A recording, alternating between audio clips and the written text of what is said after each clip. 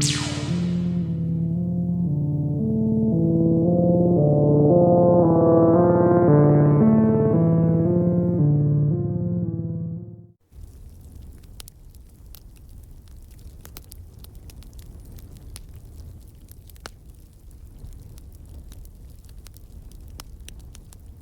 will preface this by saying that I think I'm silly to believe in ghosts, and I get embarrassed to speak about it. The alternative to believing that I was haunted is admitting that I am much more mentally ill than I had ever believed, which is absolutely possible. This took place over a few years in a farmhouse in the desert of Arizona. It was newly developed land. We moved into the place when I was 15. At the time, I was going through a lot emotionally and smoking a lot of weed. That might explain some of my personal experiences, so I'll try not to dwell on them too much. The house was set up almost plantation style. It was very wide, had a big wraparound porch, and lots of awkward corners. The front room was a tall library with an open balcony to the upstairs, which ran into long, skinny bedrooms.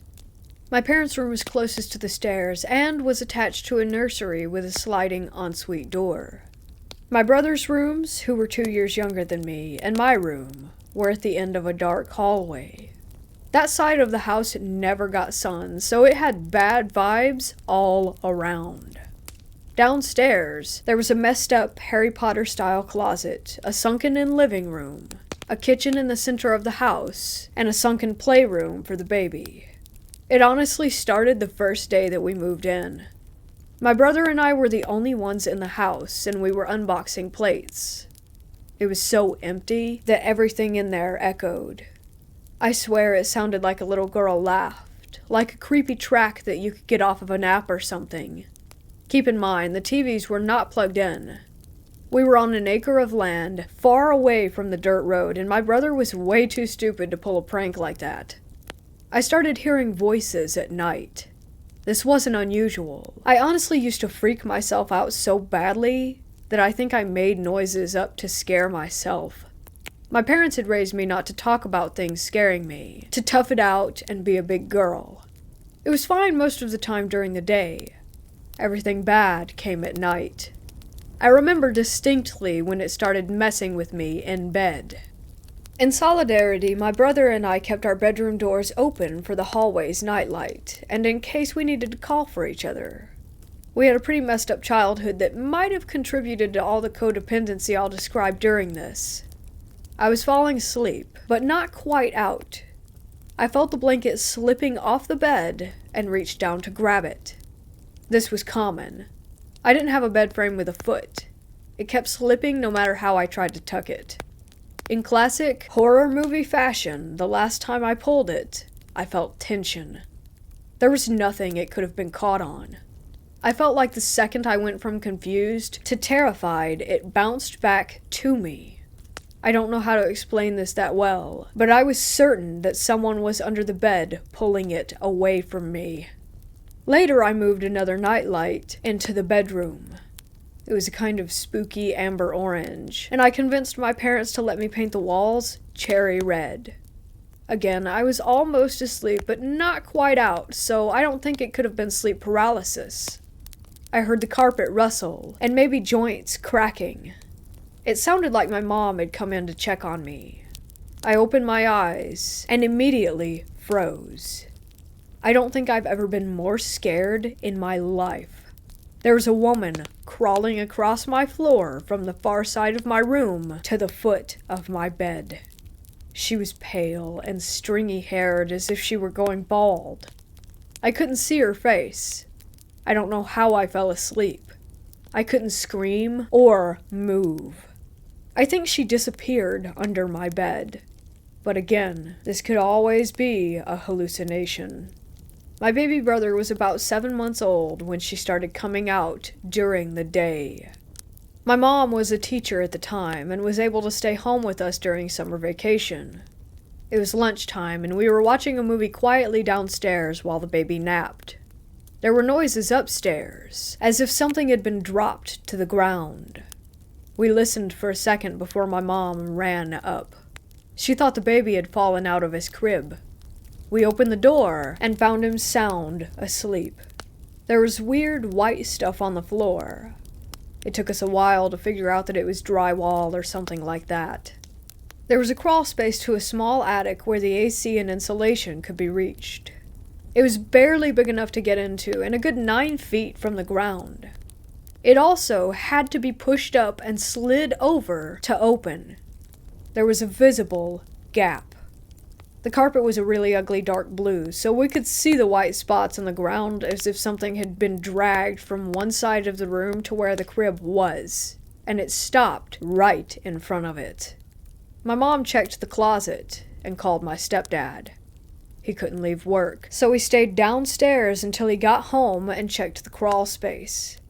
We have never had animals. It's really difficult for most things to live in Arizona, so wildlife is pretty rare in that area. He didn't find anything, or signs of anything living up there. This happened every other day for 2 weeks. We really didn't know what to make of it. My mom thought it might be the AC suctioning the opening upward. It stopped and didn't happen again for 2.5 years, until my baby sister was born and stayed in the same crib.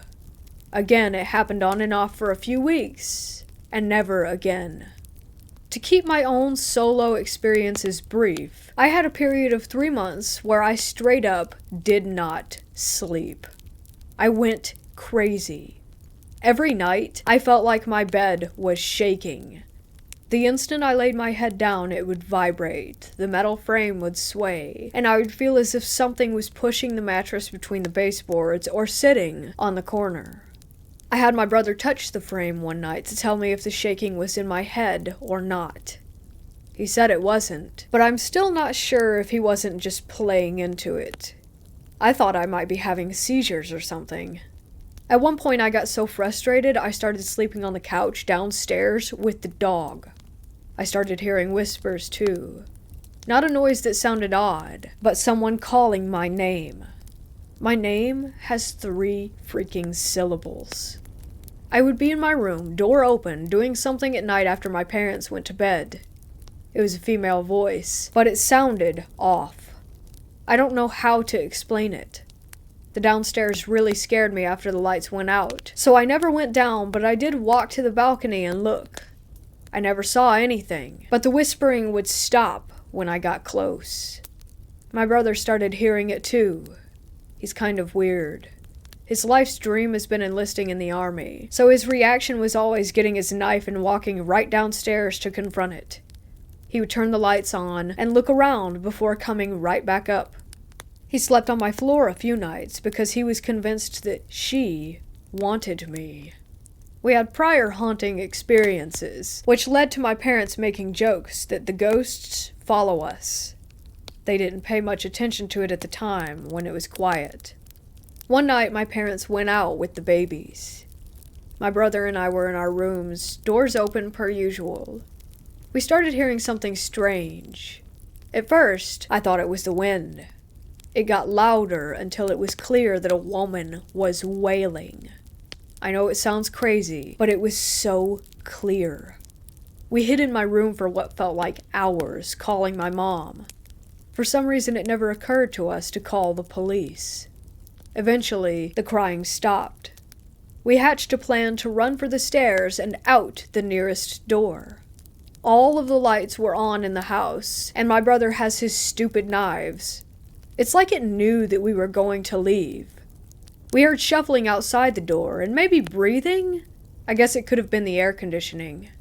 We kind of decided that we were ready to die, unlocked the door, and booked it. The crying started again, and it was very clear that it was coming from my parents' room. We stood outside the property line for another hour waiting for them to arrive, watching the house. No one could have gotten out without us seeing. We had huge windows lining the upstairs hallway that showed everything with the lights on. My parents again made fun of us, and still do about that night. A few other incidents include my baby brother talking to the man upstairs. He would stand in front of the balcony and chat up to someone. He told us that the man was hiding in my room. He talked about the man in the window and would ask, "Who's that?"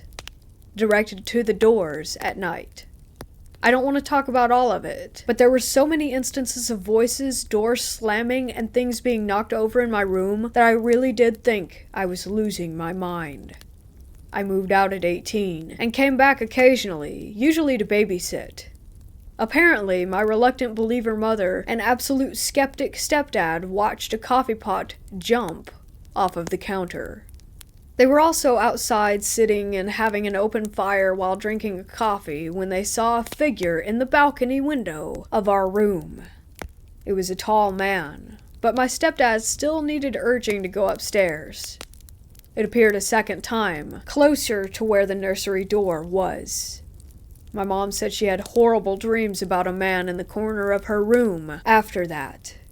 She was present for many of the instances where we heard footsteps upstairs, doors slamming when the AC was off, etc., but she always denied that there was anything wrong.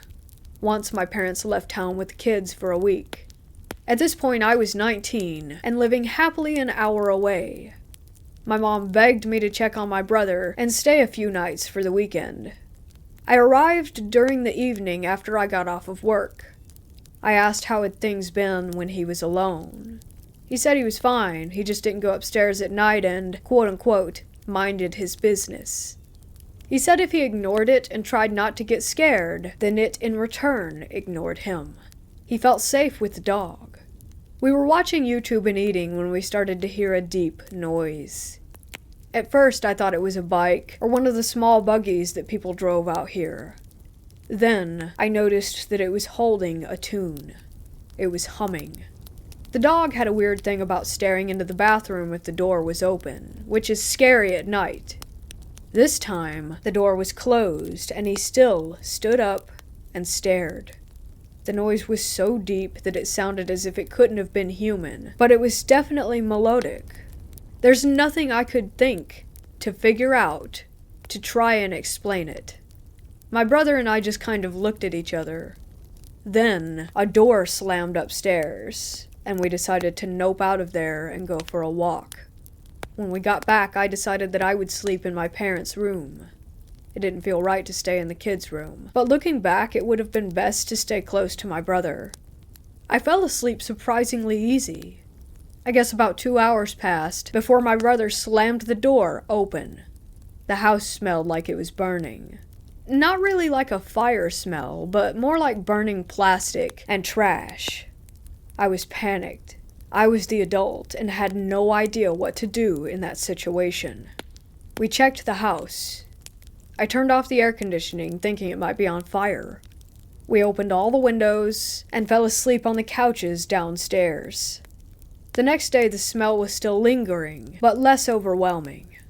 The air conditioner was fine when I turned it back on. Like usual, the day was fine. That next night, my brother and I went on a Jack-in-the-Box run. It might have taken 30 minutes. We arrived home to a mess of blood, vomit, and shit. The dog was sick all over the living room. We immediately took him to an emergency vet, certain that he was dying. They checked him for everything that they could and gave him a clean bill. When we got home, all hell broke loose. My brother and I were cleaning up the mess with the doors open for airflow. There were absolutely insane banging noises coming from upstairs. We hadn't locked up on the way out. My brother thought that someone had snuck in and was trashing the place. He went up to check, and I hung out downstairs ready to call the cops if need be. Nothing happened. Nothing even seemed out of place. We kept cleaning, but the noise started almost immediately. It kind of sounded like someone was shouting behind a wall of cement. I couldn't tell the gender. My brother told me he had been fine until I got there, that I could leave if I wanted. I totally did, and I didn't go back. My parents sold the house this year. During the interim of the move, they stayed in an Airbnb. My brother lived really close to his work, so he stayed in the house with the dog for a few weeks. This story is just his own, so I'm not sure if I believe it. Like I said, he's kind of strange, but he's also not really one to embellish. He had been hearing the usual things, even his name being called in the night, but ignored all of it. His friends had been coming over to keep him company. The last day he was supposed to finish moving, he brought another friend. He says he felt that they were being watched the whole time when they cleared the place out, and his friend left him to lock up. They got into the car facing the house when they noticed that the blinds were open. They were definitely closed on the way out. His friend claims that he saw them open from the corner of his eye. My brother says that there is a woman squatting in front of a downstairs window, close to where he had just left from. She was pale, her nose was hooked, and her hair was black and stringy. Again, classic horror movie ghost. He said she had black eyes with visible white dots in the centers. Inside-out eyes, as he called them. And she was smiling. He says it took him a second of shock to realize that she was looking directly at him. He felt sick, like she could walk right out and get him. They burned rubber when his friend snapped out of it, and they screamed at each other all the way down the road about what they saw. He called me right after to explain it, but I was with my own friends and not really willing to listen at the time. What messes me up is that my mom thought he had a psychotic break. He went into his room and cried all night at the Airbnb. She thought something had happened with his girlfriend. My brother is not a crier. I haven't seen him do that since we were little. When we got together and talked about it, his eyes teared up then, too. He said he didn't know why, but he knew that she wanted to kill him. He drew a picture of her. It's not great, but it still fills me with the deepest foreboding. It took me a while to realize that I saw her too, just once in my bedroom almost 5 years ago. Suddenly it made sense. I knew it didn't feel like a woman, but it felt feminine, like something pretending to be a woman. My ex brought this up today. We dated all through high school and had a few experiences together that she recounts as her only paranormal encounters. I would love to still think that this was my own delusion, but it was shared by way too many people. Maybe a few things can be explained, but most of it truly can't. It has affected me so deeply that I'm still terrified that if I think too much about her, she'll follow us, a state away.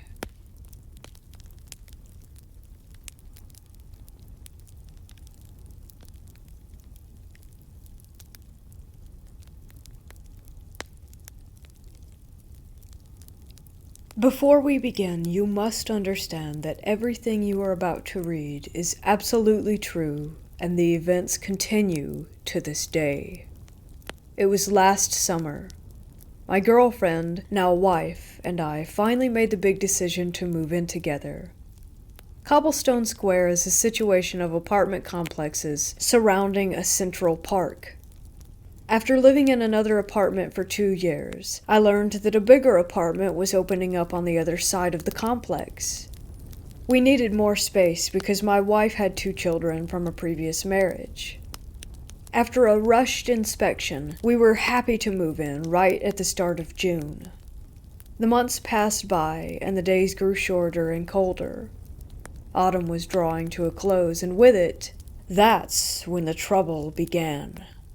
In all the stories and movies, it starts out small. Things moving from place to place, lights being left on, etc., all chalked up to forgetfulness. This was true in our case, and we didn't think much of it. It only started to escalate with the children. Our apartment is set up with 2 bedrooms and bathrooms on opposite ends from each other. In our bedroom, we have our own private bathroom, and next to the kids' room is a small hallway leading to their own bathroom. We would give them baths in there and potty train, and almost as if flicking a switch, when the autumn months came, our youngest, a 2-year-old girl, would absolutely hate going in that bathroom. At the mere mention of bath time, she would go into hysterics, or on good days, she would sit in the tub and in the process of bathing, she would look past myself or my wife and start screaming and crying. Oftentimes something would catch her eye in the mirror, and she would also start crying like mad. The most unsettling part would be that as soon as we took her out of the bathroom, she would stop and act as if nothing had happened. Our son, who was 4 at the time, would also run up to us and say that he would hear a voice saying, "Uppy," which was a common saying among the children when they wanted to be held. We asked if it was his sister, and he would profusely say that it wasn't, but he said it sounded like a kid. This happened a few times. With my wife being separated from her first husband and splitting custody, we would have the children come live with us every other week. On the weeks that the kids would go stay with their dad, the activity would seem to die down, but that didn't mean that it wouldn't happen at all. I asked my wife what she remembered from last year, and she recounted a time when we didn't have the children and she was cleaning the house. She noticed the kids' door was open. We usually keep it closed, but she thought maybe I had went into their room for something. She checked to see if I was inside, and seeing that I wasn't, she closed the door and didn't really think anything of it. It wasn't until a while later that she went to use the kids' bathroom and saw that the door was open again. She found me in our room and asked if I had opened it, and I said that I hadn't. With more incidents of lights being found on and doors opening, it all came to a head near the end of October when I was washing dishes in the kitchen. Above the sink, facing the living room, is a small window that allows someone in the kitchen to look out into the dining room and the living room, and additionally the back door, which is a sliding glass door. Important detail. After the kids had been put to bed and were asleep, my wife and I went about our normal duties and chores, trying to finish up before the next day started. As I was washing dishes, I looked up from the sink and saw in the glass of the sliding glass door the reflection of a large shadow in the hallway to the kids' bedroom. It quickly entered the bathroom, and I immediately walked over, turning on the light, and seeing nothing there. I went to my bedroom where my wife was vacuuming, and I asked her if she by chance went into the kids' bathroom for whatever reason. I wasn't surprised by her response when she said no, and I told her what I had seen. It was after this event, and subsequently Halloween, that all the activity seemed to stop. More months passed by again, and we jumped to 2020. August. As soon as the activity started again, I began to keep a journal of all the findings. That way there was a record. On August 10th, I went to the bathroom, the kids' bathroom, before going to bed, and heard a small child giggle. Both children were fast asleep. On August 11th, my wife was bathing our daughter, and for the first time in a year, our little girl started to shriek in fear until she was out of the bathroom. On August 13th, while getting ready for bed, our son knocked on our door. I'm always the one to answer, and he told me that he was afraid. He wouldn't elaborate on why, but when I laid him down in his bed, he begged for the closet to be closed. The closet has never been a problem, and a few nights after this we returned to it being opened and haven't experienced anything like it again. On August 15th, my wife and I had an argument, and I went out to the couch to sleep for the night. As I was tossing and turning, I heard a child's voice in the night say, "Uh-huh," as if answering a question. I didn't react, and forced myself to go back to sleep. Both myself and my wife have caught our son speaking to himself as well. My wife told me that once she heard him saying, "Ow, stop it, you're hurting me," and when she went to go check on him, he was in the hallway by the kids' bathroom, holding his arm. During the daytime, the kids were playing, and both me and my wife were doing our own thing. As I was sitting on the couch, our son runs behind the couch and stops, and then says, "And how would you do that?" out of the blue. I turn to him and ask him who he's talking to, and after a moment's hesitation, he says, "Nobody." I told him I heard him say something, and he then insisted that he didn't say anything. On one occasion, my wife was sleeping on the couch, and in the middle of the night heard a man's whisper say, "Don't get up," to which she promptly obeyed. It was the night after that I woke up from my sleep in bed to see a shadow shape standing over me with piercing red eyes. I felt as if it was going to hurt me. My wife and I have naturally begun our interest in the spiritual world. We began researching and looking for ways to go about this. We've purchased a Ouija board with no results, and from a medium, a supposedly haunted ring. If our apartment was going to be haunted, we wanted to know by who and with what intention. It seems as if our mail-order ghost has already made their home, as one morning our front door was unlocked and slightly ajar, with nothing stolen.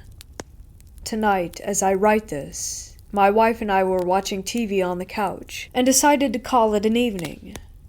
But as we got to our bedroom, I noticed a low scratching sound coming from the record player. I opened it up and saw that the turntable was moving as the needle was off its holder, turning the record player on. I replaced the needle and tried knocking the player a few times to see if it could have been easily bumped or knocked off, but no.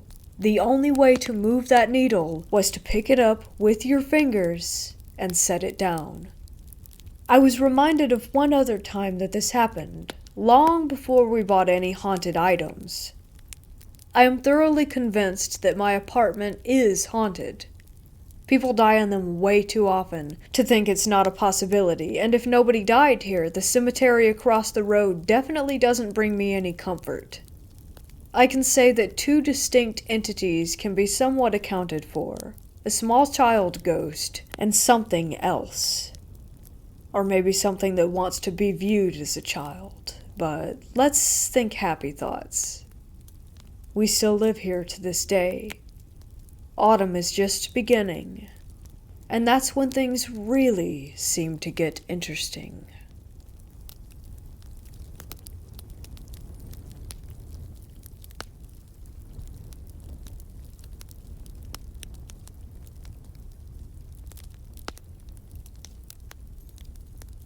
When I was a child, my family often spent the weekends or the holidays at my grandmother's house. As a typical traditional Malay house, the house was made out of wood and was quite huge. Not a surprise, since my father does have a lot of siblings, 9 of them. It wasn't just my immediate family. Most weekends or holidays, even my uncles and aunt would be there too, along with their family. Sometimes there would be around 50 to 70 of us inside that house. It was truly one of my fondest memories, where the entire huge family would sit together to have dinner or celebrate birthdays or whatever. One day, my grandmother fell sick.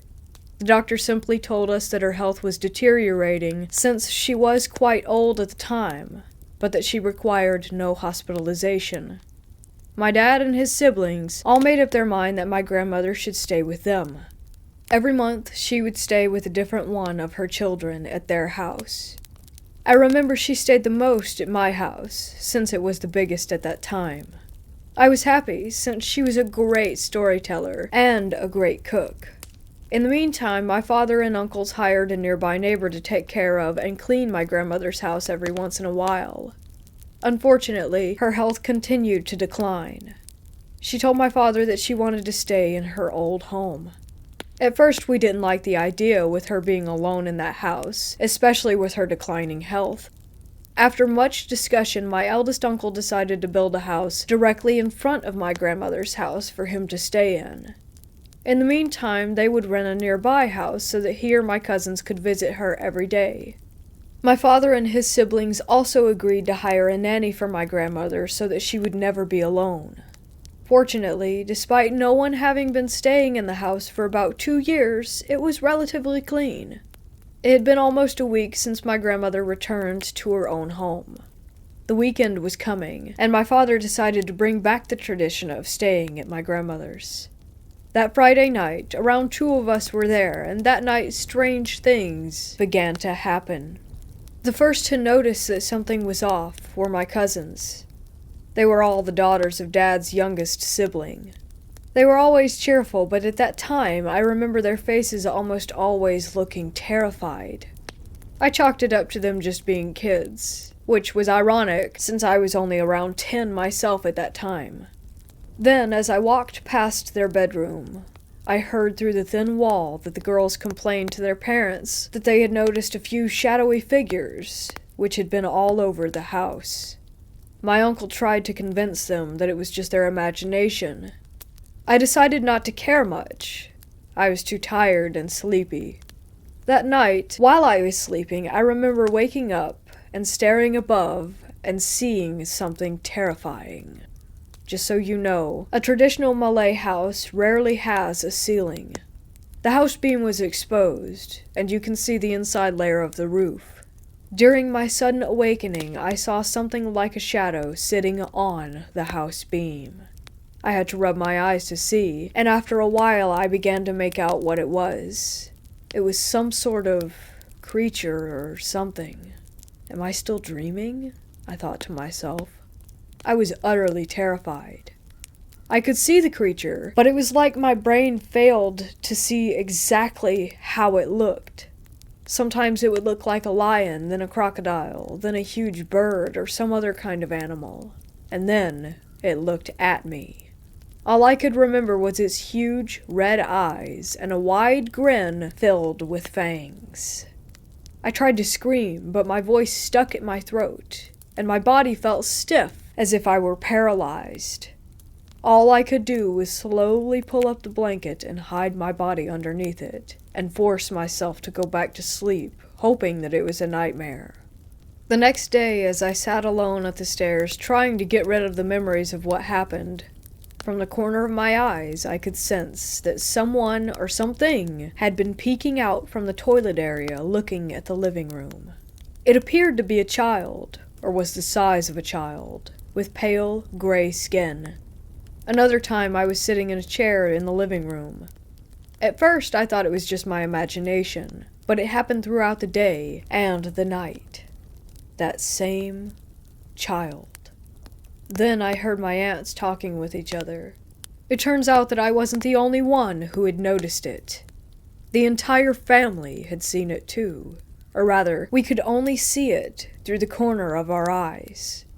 When we all turned to look at it directly, it disappeared. Some decided to check it out themselves, and yet nothing would ever be there.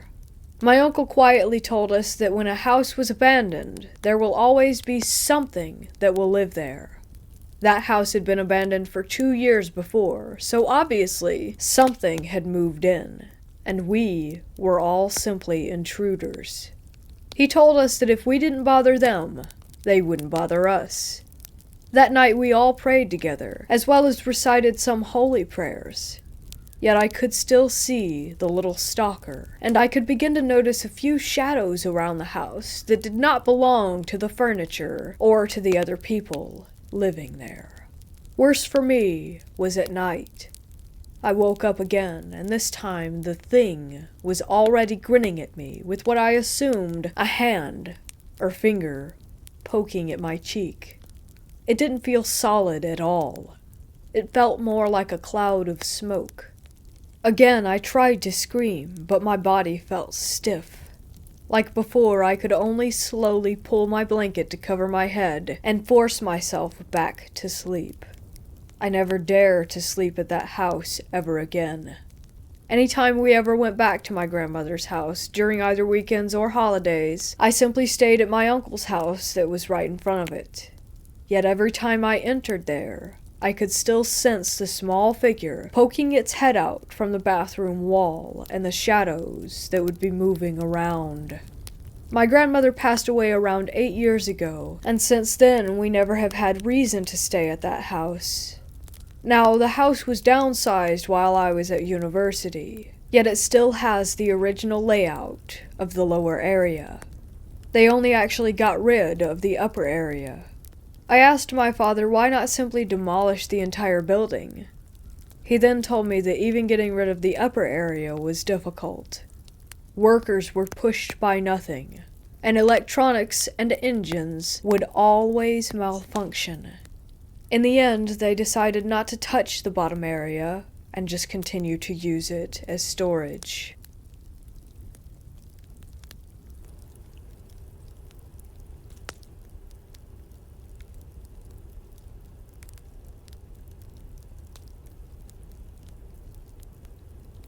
The house my grandparents owned when I was younger had a lady in the basement.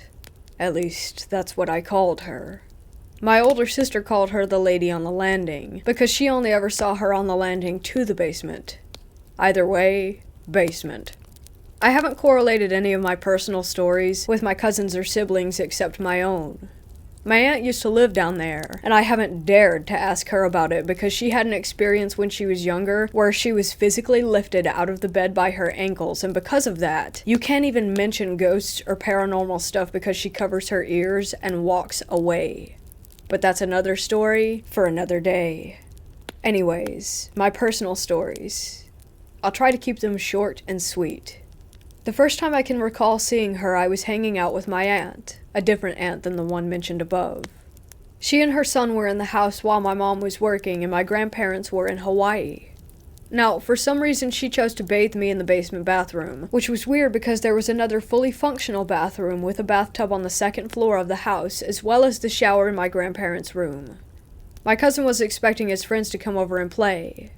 The doorbell rang, so my aunt ran up to answer it, but had my cousin stay with me. I was about 3 or 4 at the time, he was about 9, just to keep an eye on me. She called him up to go play with his friends, and as soon as he left the bathroom and was halfway up the stairs, the door slammed shut and the lights turned off.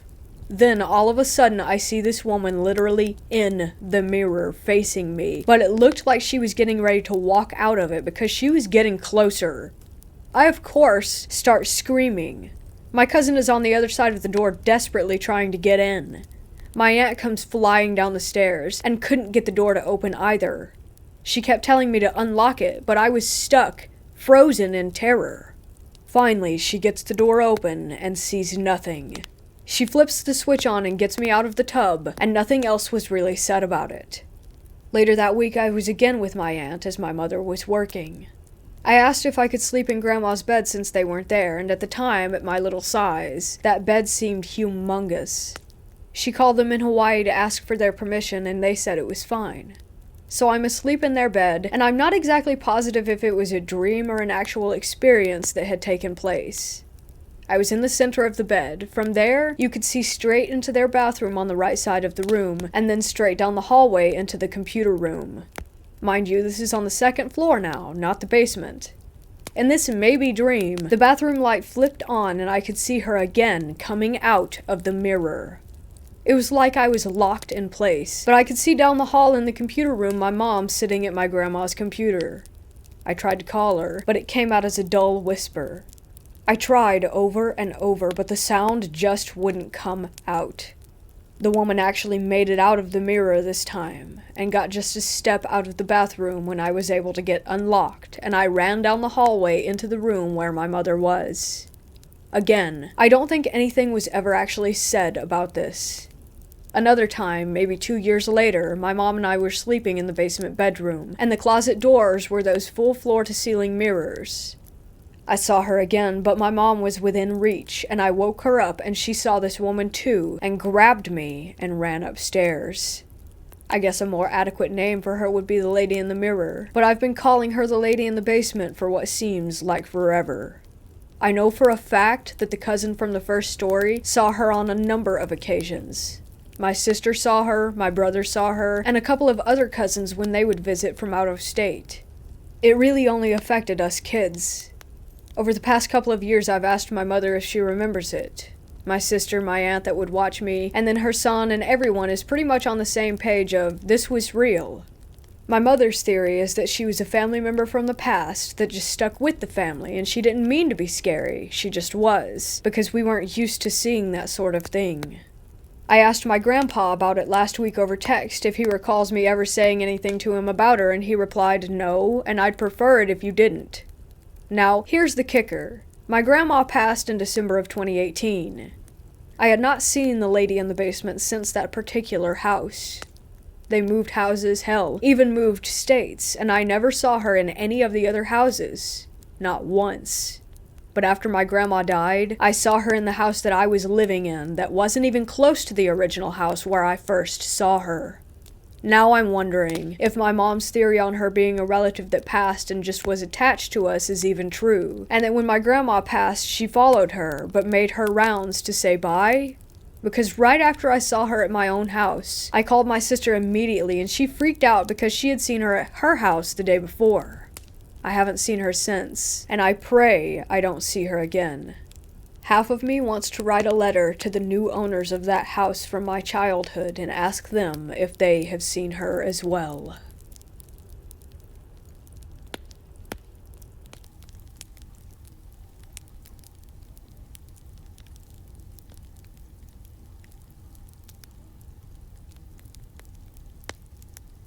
This happened to me back in 2008 when I was 14, so my memory is a little fuzzy. My mom, brother, and I drove deep into the sticks of Tennessee from Texas to visit. We were only staying for the weekend. My mom, aunt, and grandmother were talking, and I don't know how we got to this conversation, but my aunt was telling me how she heard about this abandoned church that was supposedly haunted. If you went to the church and took the stick that kept the door closed and put it somewhere else, when you came back, it would be in its original place. There was a statue of an angel, and if you shined a light in its eyes at night, they would bleed. She was spending the night at a friend's house, and her friend also had another friend over that she wasn't familiar with. Her two friends decided to go out to this church at night, in the early hours of the morning. It was pitch black because it's out in the country. They lay a Ouija board on the truck and start asking questions. Basically, some spirit named John says that he was murdered by a gunshot some year in the early 1800s. I swear in this town there are more dead people than there are alive people. I don't actually know that, but it sure seems like it. The last question that they asked was, "Where are you?" and the planchette flew off the board. They decided they didn't want to look for it. Part of me wonders if it's still at the church and where it would be. So they checked the gravestones nearby and found John. Then they thought that they heard a gunshot and ran back to the truck and went home. I said I wanted to go to the church. She took me, my brother, and my cousin who were the same age. It was about a 45-minute drive to get there, and the road that it was on was empty, nothing but grass. There was no way that you could walk there. Across the street was a field that went on for miles, and on either side of the church was just grass and trees. No streetlights. So when we get there, it's a one-room, white, little church. It's surrounded by trees toward the outside of the fence. The fence was black iron, and the opening was big enough for trucks to come through. We saw the creepy angel statue that my aunt had mentioned. We thought it looked like the Reaper. We pull up, and the gate is already open.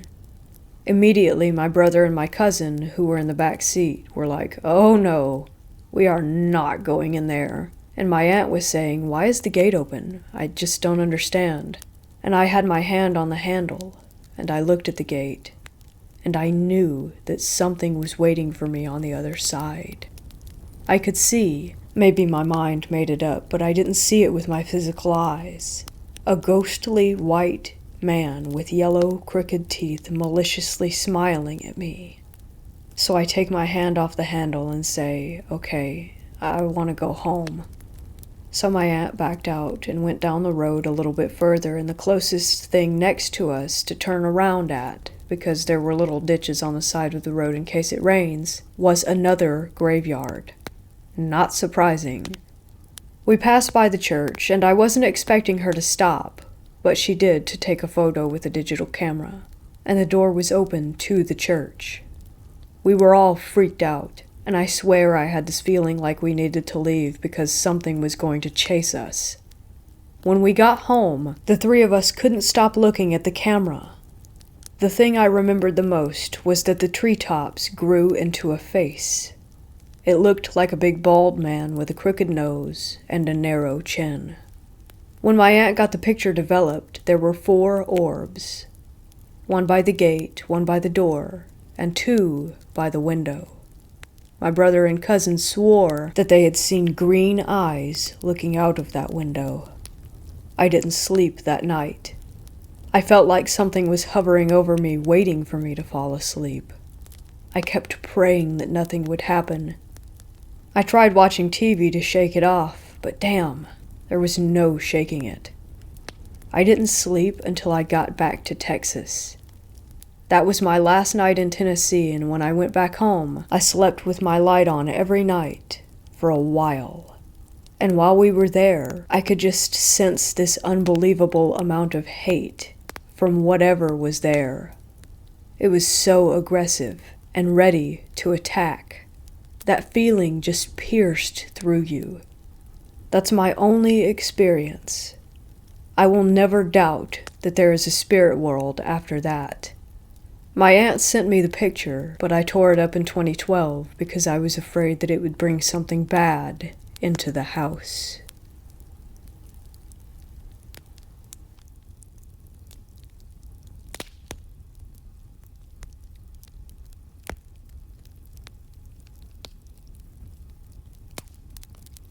I come from the county where Ireland's most haunted house, Loftus Hall, is located. If you want to know the history of Loftus Hall and the original story to it, I'm sure you can find it on Google. People that have visited all have their own stories of experiences at the house, and I'm going to share with you some of my experiences that I've had over the years. I lived about a 30 minutes drive away from it, so it was a destination that we visited a lot.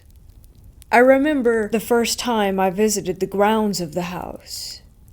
I was maybe 5 or 6 years old and was visiting it with my uncle. As we drove up the long lane leading the way to the house, I remember looking at all of the windows and getting a shiver as we approached.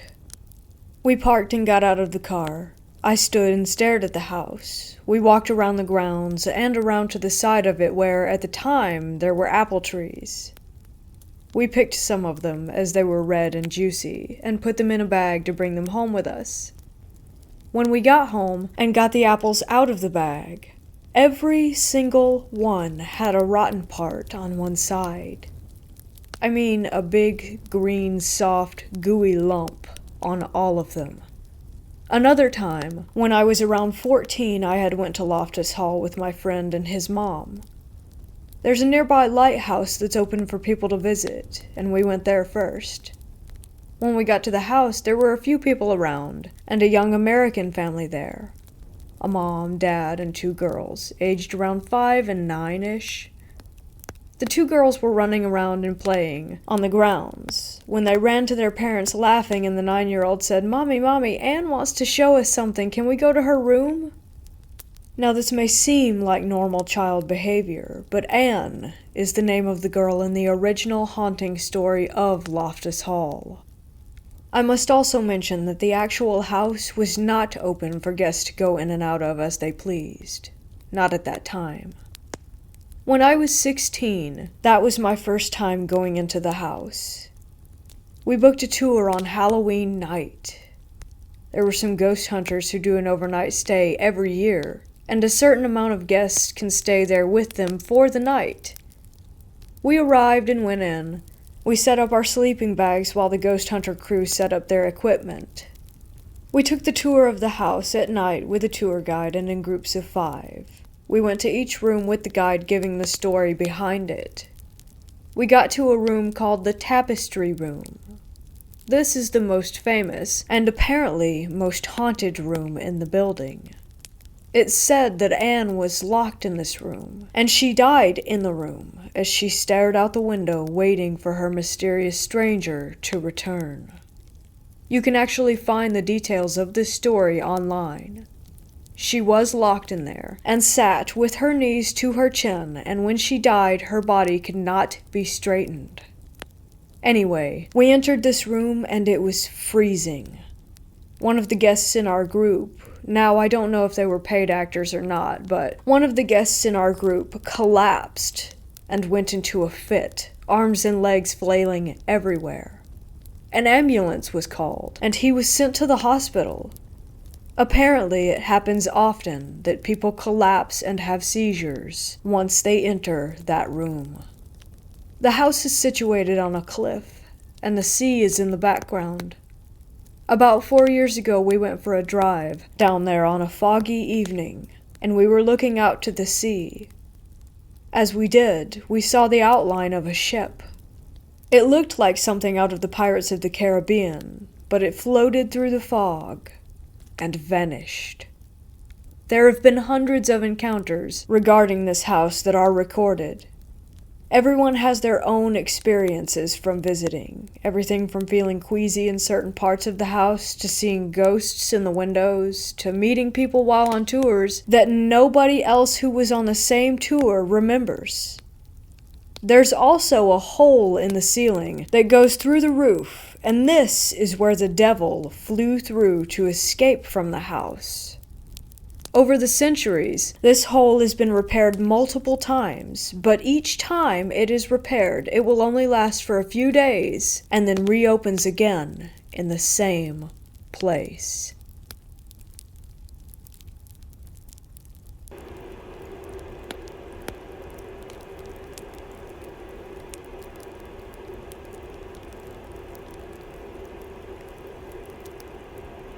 Although I've had several paranormal experiences in my life, I was always a skeptic. I tried to debunk my own experiences, like, what if I was just tired? There must be a logical explanation. However, this experience made me a believer. A few years ago, I visited my friend who lives abroad. We decided to go inside an old amusement park that had been abandoned years ago. As a kid, my friend had visited the place every week, so it was pure nostalgia for her. We snuck through a hole in the fence and entered the park. The place was taken back by nature, mostly overgrown and with small, swampy little puddles everywhere. We were nervous about snakes hiding in the grass, and about the big pack of feral dogs roaming the property. But the paranormal hadn't crossed our minds. Upon entering the park, the dogs barked at us, warning us to leave them alone, so we avoided the area where they were and went on exploring. We seemed to be the only people there. After a good 30 minutes or so, we stumbled upon an empty karaoke bar. The place felt off somehow, not like the other buildings we encountered. My friend explains that this building is not what it seems. Karaoke bars in her country are often a cover for alcohol consumption, which was illegal back then, and prostitution. She doesn't recognize the place, which is weird since she spent a big part of her childhood at the park. We figured that it must have been a bit hidden away from the crowds, since it was most likely linked to illegal activity. The moment that we entered the building, my attention was immediately drawn toward a creepy door with a broken glass panel. You could see that there was nothing on the other side, but somehow the darkness behind the door seemed more solid than the door itself. I stared at it for at least a good 15 seconds before I tell myself to stop freaking out about a door. While we explore the first floor, I hear footsteps right behind me. Thinking it was my friend, I turn around, ready to make a stupid joke about her creeping up on me, but she isn't there. I see her at the other end of the room, at least 8 meters away from me. I chalk it up to weird acoustics and don't tell her about it. Do you know that feeling you get when people are staring at you? That's how the second floor felt. It was as if we had walked into a crowded room, except that no one was there. Like on the first floor, the darkness of some unlit areas somehow seemed too dark, more solid.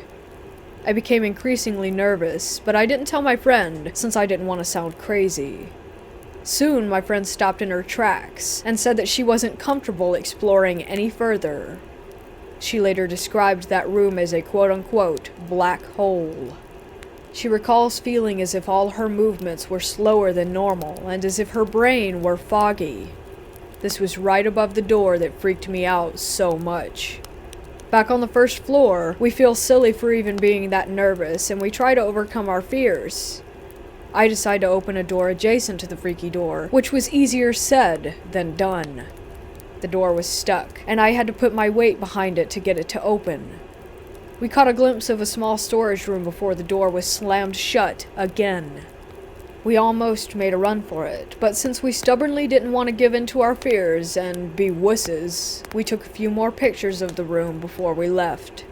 Once outside, we rationalized it by saying that it must have been some sort of animal, a stray dog maybe, but we were not convinced. Opening the door took some strength, so what animal could have closed it with such force? There was barely any space between the open door and the wall, so I doubt that it could have been a person hiding there. We talk for a bit to lighten the mood, and we feel braver now that we're outside again. We decide to visit her favorite attraction next, the pirate ship. In the past, it would swing back and forth, but now we couldn't get it to move no matter how much we tried. We both pushed against it with our full body weight, but the ship just wouldn't budge. We take a few photos while we chat about my friend's memories of the park. All of a sudden, the pirate ship begins to move. Slow at first, so slow that I thought that I had imagined it, but then it started to swing more clearly. Since we don't feel the creepy vibes that we felt at the karaoke bar, we decide to stay and watch. After a few minutes, my friend remarks that we should head back soon, since she wouldn't want to be in this place after dark. Immediately after those words left her mouth, it got darker, as if it were suddenly twilight. Remember the dogs who barked when we entered the park? They had been quiet since they realized that we were not a threat. But now, they go wild, barking and howling in the distance. My friend and I don't hesitate, and make a run for it. We run through the dark, overgrown park while the dogs go crazy. It was surreal. Once we reach to the hole in the fence, we crawl out as fast as we can, and suddenly, we feel safe again. I swear, once outside, the sun was shining bright. We looked up to see if it was just a well-timed cloud that had moved in front of the sun, but we couldn't see anything. To this day, my friend is convinced that something told us to leave, since it got dark right after we decided to go home once it was getting dark. I don't believe in these kinds of theories, but feeling-wise, it genuinely felt as if we had went through some sort of gateway when we entered that area, as if it was its own little world. The contrast was just that big. Back home, we talked about our experiences. Apparently, we both felt uneasy in the karaoke bar long before we actually voiced those feelings. I told her about the creepy vibe I got from the door, and showed her a picture that I took of it when we first entered the building. She tells me she felt the same thing, and took a picture just before we left. Upon comparison, we realized that the door is cracked open a little bit in my photo, but in hers, it's half open. These photos were taken 5 minutes apart, and it seems very unlikely that someone snuck in to open it while we were on the second floor. The dog pack was in a different area of the park, and there was no wind that day. I don't have an explanation, but given our other experiences at the park, this creeped me out even more. Like I said, I have experienced strange things in the past, but nothing like this. In the hour that we spent at that park, I went from a skeptic to a believer. I would love to go back someday and see what happens.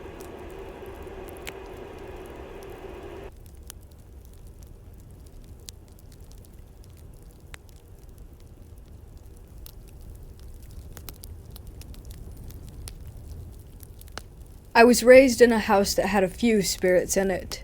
My family are all skeptics and would always find a way to explain things. A few experiences, and then I'll get to the main story. 1. Our house had 3 stories, with technically 3 master bathrooms, 1 on each floor. The one on the main floor we used as an office. I would constantly hear someone walking around in the office at night, sinks turning on, toilets flushing, and occasionally taking. My parents would always say that someone was awake and making those noises, and the toilet and water running was just faulty pipes. 2. There would always be a shadow figure that would pace on the top floor. There was a balcony that overlooked the foyer, and I would usually see who I presumed was a lady in a dress, pacing back and forth. My parents just said that it was the shadow of someone outside. We were on a hill, overlooking all of our neighbors. I don't know how they thought this was possible. 3. I hated using the upstairs bathroom, which was my bathroom. I would hear talking and singing from that bathroom. When no one was home and I was in there, someone would bang on the door. One time I was showering and listening to music. I heard the banging sound so loud that it shook the room, and then the locked door swung open, and I heard a scream. My parents said that my brother was pranking me, which is something that he never did. Anyways, on to the main event. My brother is about 10 years older than me. He was the only sibling living at home with me and my parents. He had the master bedroom in the basement. I was never really in the basement except for going to the garage because it was in the basement next to the bedroom. I always remember feeling uneasy down there, though, but I wanted a big room, so when my brother moved out, I begged my parents to let me have his room, and eventually they caved. I moved all my stuff downstairs, painted and everything. I loved it. I was talking to my brother about it one day, and he told me, "Watch out for the little girl who lives down there. She likes to laugh." I was shocked, as obviously he had to be kidding. My whole family besides me never talked about stuff like that. I just kinda giggled and shrugged it off. He was probably just trying to scare me.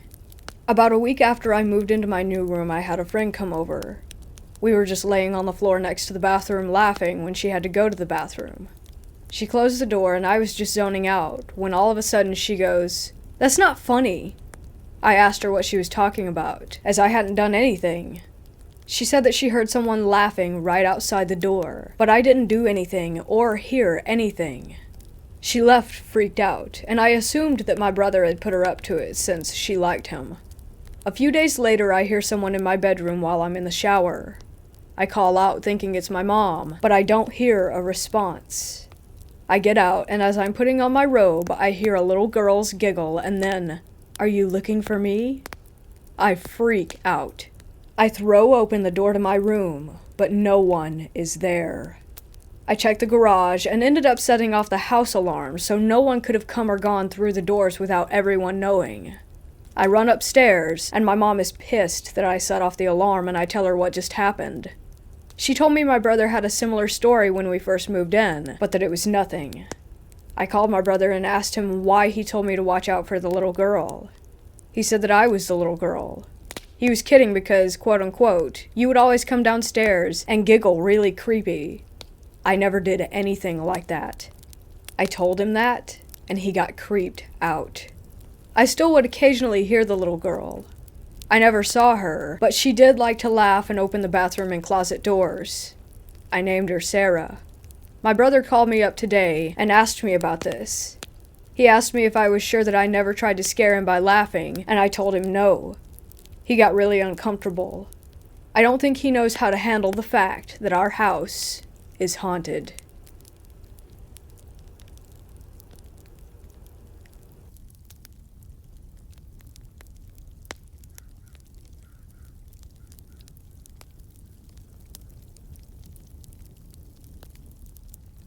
If you lived in Canada, then you know that there's a lot of countryside out here along with forests. Most of the abandoned buildings you might come across are found there. I was 16 when this happened. I grew up mostly in the rougher part of the capital. Yes, even Ottawa has its tough spots, and one is known as Vanier. While it's no Detroit, it's still where most of the poor, along with other drug addicts and homeless, live and stay. I've been through plenty of stuff that a lot of people would say is scary, but this is something that still to this day, at 21 years of age, does not sit well with me. I was with my buddies at a warehouse of sorts. It was pretty deep in the forest. We were drinking and talking when one of my friends brought up the old story of a haunted farm near that spot. He went on about how the guy who got him in brought him there to scare the crap out of him. I want to add that when they went, he did confirm that his friend was the one who was messing with him, but he still said that something was off about it, so we started making jokes. And then I made a joke that got him really serious. I think I said something along the lines of, "There's a ghost in there with Betty White making a porno." He then looks me in the eyes and tells me, "No, something is messed up in there. I don't care what, but I felt it."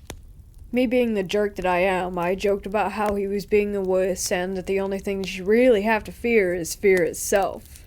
He then convinced me to go to this haunted barn. In retrospect, I should have just shut up right there and then. Next thing I know, we're heading to the barn. We get there, and it's me, my friend, plus this guy that I don't really know, but he was with the group. We walk in, the three of us. Me and the other guy start loudmouthing, right? Wild stuff like, "Hey Casper, what's poppin'?" and "First spirit that comes out gets bopped on sight." I'm not joking when I say that we get halfway in when these heavy doors shut on us. Those big barn doors, the old ones that took some effort getting them open in the first place, let alone having them swing closed like that. We go to push them open only to find out that they were stuck. So we immediately turn to my friend and start grilling him over trying to trip us up over some fake ghost crap, while Random that was with me starts turning on his flashlight on his phone. I'm asking where our mutual friend is, who I thought was helping him, until I noticed my friend is straight tearing up, which causes me to start freaking out. And I mean freaking out. I'm banging on the door, trying to get homeboy to help, while big homie is acting like a statue. I get a weird feeling on my shoulder. I start to freeze up, and all I hear to my side is "scared," as if it were some kind of taunt. I spin around, seeing the same scene as from when I had started freaking. The guy pushing on the door, my friend staring off into nothing. As I'm asking if anyone heard that, the guy pushing the door starts spazzing, saying something in Spanish, I think. I grab him, telling him to calm down, while he's giving me this look like he just got shot. I'm sitting there trying to snap him out of his funk. Then my friend starts ramming into the door, over and over really hard. I thought he was going to hurt himself. It was dark. I can't tell exactly what was being thrown around, but I can tell you that a lot was going through the air. We just started hearing crashes from all sides. I even got hit with something. I still have a scar to this day on the left side of my chin and my left shoulder. Then, the screaming. It was like 3 chicks were getting cut up. It was awful. I won't lie, I'm not going to act tougher than I am. I started passing out for the first time, being the most bizarre feeling. My friend grabs me and the random guy, both of us not seeing that he did get the door open. When we got out, I threw up, while the random dude said something that I didn't catch and then just took off. My friend and I looked at each other and started walking back. The entire way he was explaining that he had no part in this. He kept swearing it up and down. I kept ranting about how that this was impossible, and that there was no lock on the door, so how was it even locked? And that caused him to freak out more. I had to go to the doctor to get stitches for whatever it was that flew into me while we were in there. When I told the doctors what happened, which I had to say what happened, but really I should have just made something up, because it could have been anything. And when I told them what did happen, they looked at me as if I were crazy upon my explanation. They actually made me go and see a shrink for a bit, due to my outlandish claims. After a while, they let me off the hook, thinking that I wasn't crazy. All I know is that I was sober that night. Last time I checked, 2 beers don't make you trip out. And random dude is refusing to tell us why he was screaming. Now, for a bit of comparison, when I was 15, I had a shotgun pointed at me and then pressed into my stomach, being threatened that they would pull the trigger. But that's simple. I'm about to get blown up, and that's gun plus angry dude equals body. But that night, I could not explain, nor could I control, or fight back. That night fills me with a terror that has changed my life. And I see how rooms and dark places that I didn't know what was happening or how to react to or defend are the reasons to this day that this was one of the most horrifying experiences I have ever had. Don't get me wrong, getting a gun pointed at me got me on the path where I'm trying to change my life. But I can't change not being able to walk in the dark around my house and my refusal to be in dark rooms.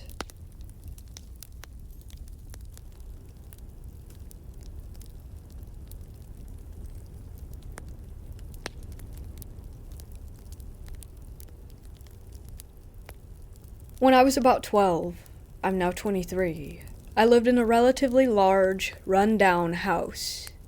I don't know much about its history, but I do know that it was built in 1936, based off of a newspaper that my family found in one of the walls during a renovation. I believe it had about 17 separate rooms, a fact that I was obsessed with when I first moved in. I just liked counting things. These rooms included 2 basements. One was right near the garage with an old door that went down to a concrete cellar where you could access some of the ducts to the house. And there was one within the house that held the laundry room and a storage room. My bedroom and the bedroom adjacent to mine both had crawl spaces going into the walls, 2 of which I covered with dressers.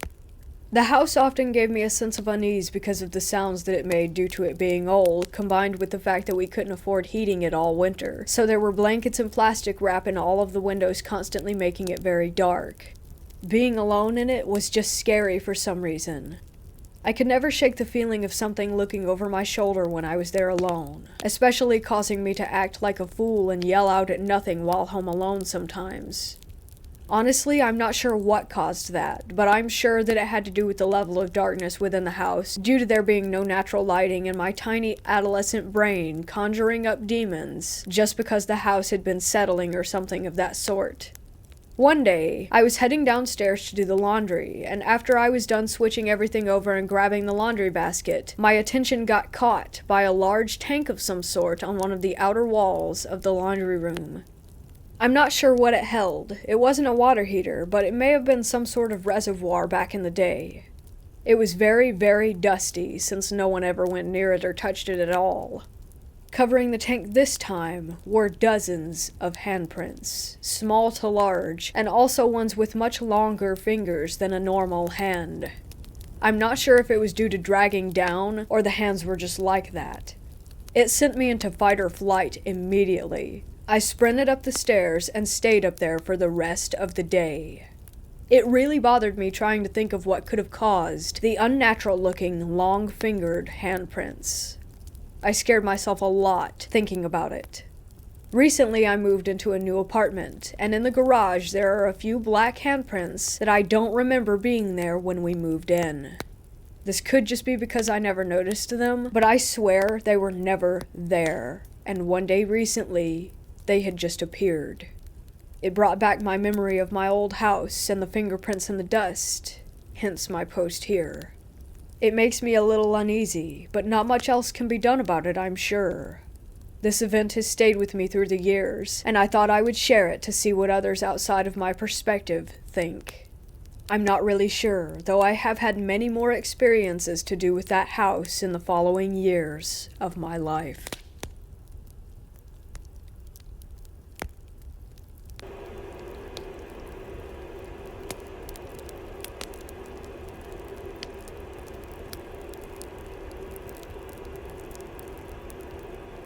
This story took place in the mid-2000s in Malaysia, when the Nokia 3310 was still a thing and teenage idiocracy was the ruling personality. I was only 14 at the time, and while introverted, I had a group of friends who were mostly in their late teens and early 20s. While this may seem unusual, it is somewhat common for Malaysian teens to have friends with considerable age gaps. One day, this group of friends decided to visit some abandoned flats and condos from a failed development project. The reason? They wanted to try their hand at ghost hunting. Not wanting to be called a coward, I naturally took up on their little excursion. It was planned that we would visit these supposedly haunted buildings on a Thursday night. The night rolls around and there we were, 20 people including myself, arriving at the abandoned flat. The flat, darkened by grime with windows missing, presumably detached by junkies to be sold for some small change, loomed over them. Group by group, we entered, flashlights drawn. As I recalled, it was around 10 p.m. Slowly, we made our way up the floors, exploring each unit, calling out to whatever might be residing there. The men's group had splintered into their respective groups, their hushed conversations, callings, and the occasional bouts of snickering and laughter echoing throughout the apartments. I stayed close to my group, not taking the chance of losing sight of them for even a second. For about 2 hours we were exploring, calling out to whatever ghosts or spirits we believed were making this flat their home, but we received no reply. At this point, we were tired, bored, but most importantly, hungry. After a couple of calls between the heads of each group, it was decided that we would end the night and go have something to eat. So off we went, a small convoy of cars to the nearest restaurant. As we arrived and settled in, again in our own little groups, we ordered our drinks and food and started shooting the breeze. The topic about the abandoned flat was initially on the table, but was quickly dismissed since we never found anything interesting or experienced anything ghost-related at the location. That is, until one of the restaurant servers marched up to our table. His face was stern, and he was pointing at the younger kid who was sitting quietly, minding his own business, and he asked, "Who are you?" No reply. Again he asked in a louder, more demanding tone. At this sudden outburst of questioning, we were all stunned, and had our focus to this server and that kid who was still keeping quiet, with his expression blank. The server turned to all of us and asked, "Where were you just now? Where did you drive from?" A guy from my table told him that we had just left that location. The server looked at us, and still with his eyes on us, pointed to the kid he was questioning, and asked all of us, "Do any of you recognize this kid?" 19 pairs of eyes shifted toward the quiet kid, and it hit all of us at once. None of us knew him. We made a head count and totaled 20 heads, including this kid. My group leader asked the kid's group leader if he recognized him, but he said no. "But you drove him here, right? You were with him, right?" they were asking. "Yeah," he said, "but I don't know this kid." At that, the server turned to the ashen-faced group leader and told him that his friend was still at the flat. He said, "You go return this thing, and you find your friend. Only you and your group. The others cannot come unless you want someone else to be switched." We shifted in our seats, and after what felt like an eternity, the guys at that kid's table got up, went to their car, with the kid following them without asking or invitation. Even after food and drinks arrived for the remaining men, any appetite that we had before had dissipated. The rest of the story was told to me by my friend who heard it from the group leader with the quiet kid. When they returned to the flats, they swept through each floor, every unit, and every room, looking for the missing kid. The thing that switched places with the kid? The entire group dare not look its way, as it tailed behind them while they searched. They felt its presence as they climbed the floors, sensing it growing more and more incensed as they neared the top. It took them about an hour before they found who they were looking for, passed out in a room on one of the upper levels. When they found him, they felt the malicious anger of the presence vanish, and then they mustered the courage to look over their shoulder. The kid was gone.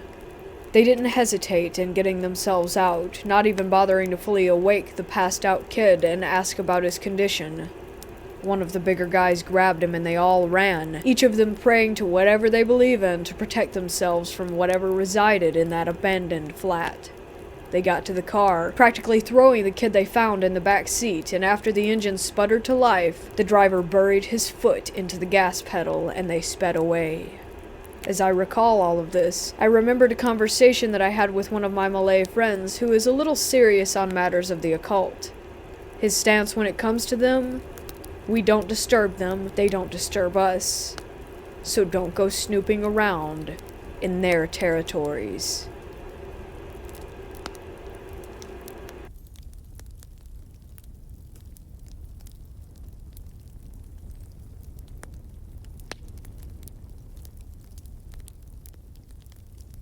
I remember around 12 years ago, when I was around 11 or 12, I stayed over at my grandmother's a lot to keep her company after my grandfather passed away. I was lying in bed one night.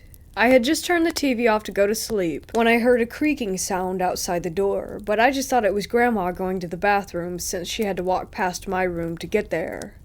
Then, I heard the handle being pulled down, and again I just thought it was my grandma, maybe just coming in to say goodnight before bed.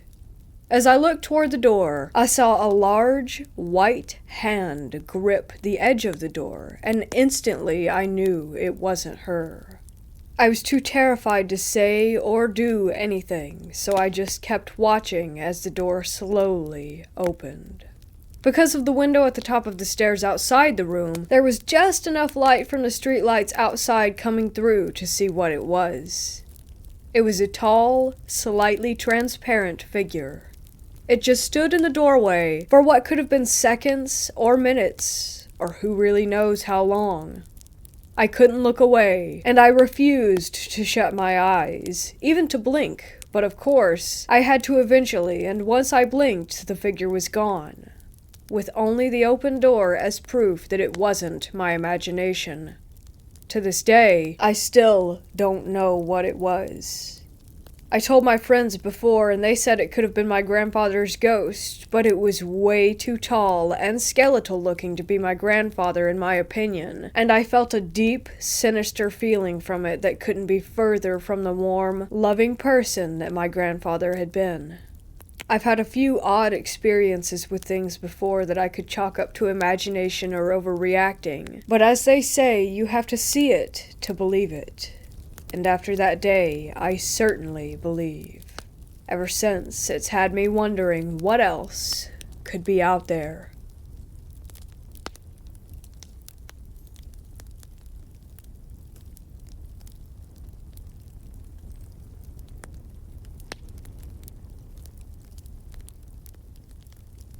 My first visit to this hospital was in 2018.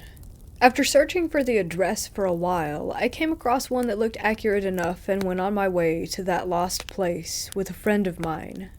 We arrived, astonished by the size of the complex. I didn't do a lot of research before that. I just knew that it used to be a hospital and was built during World War II, and by the address, it seemed legit.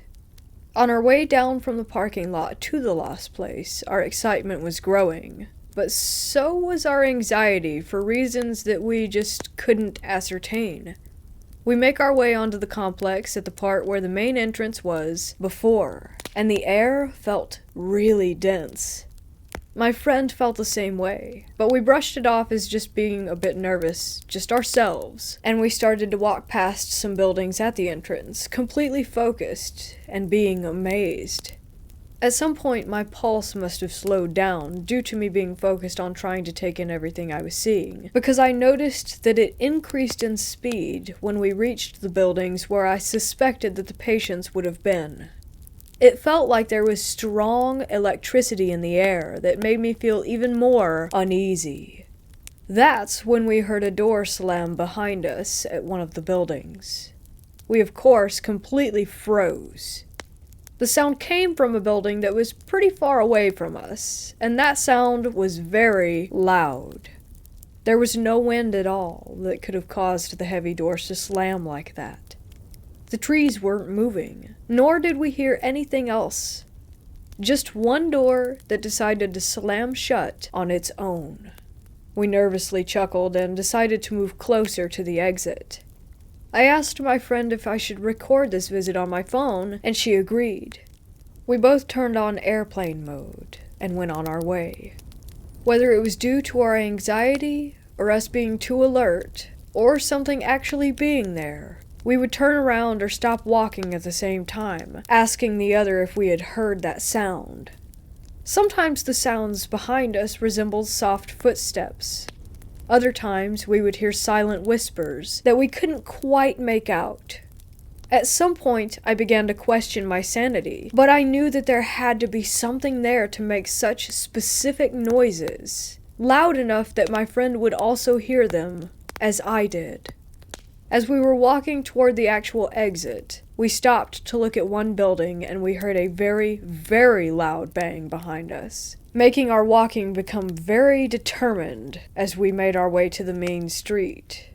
The bang was accompanied by other sounds that we couldn't define back then. Fast forward and both of us are at my place. We grab individual headphones and start to listen to the recording. And boy, was that some weird stuff. We both enabled plane mode before I hit the record button, but there were so many disturbances in the recording, distinct sounds like someone coughing, whispers, with clear vowels, that we couldn't quite make out the full words to. A woman's voice going, shh, breathing, and bleeps. I have to admit that we were freaking out a lot. I was almost crying because I found it to be so chilling. The thing that baffled us the most was the loud bang that made us leave. I swear to you, it wasn't there. At all. Not the bang on the recording that startled us so much that made us leave the place, but silent sounds? You can hear us being startled and agreeing to leave immediately, but no bang could be heard on that recording, and it's still not there. I held my phone the exact same way that I had been since I started that recording. I didn't put my clothes against one mic. The mics weren't broken after a test recording that we did. So there should be a banging sound, but absolutely there is not. And I have no clue why that is the case. That hospital is a really special place. From later experiences there, I have come to possible conclusions as to what kind of paranormal things occur.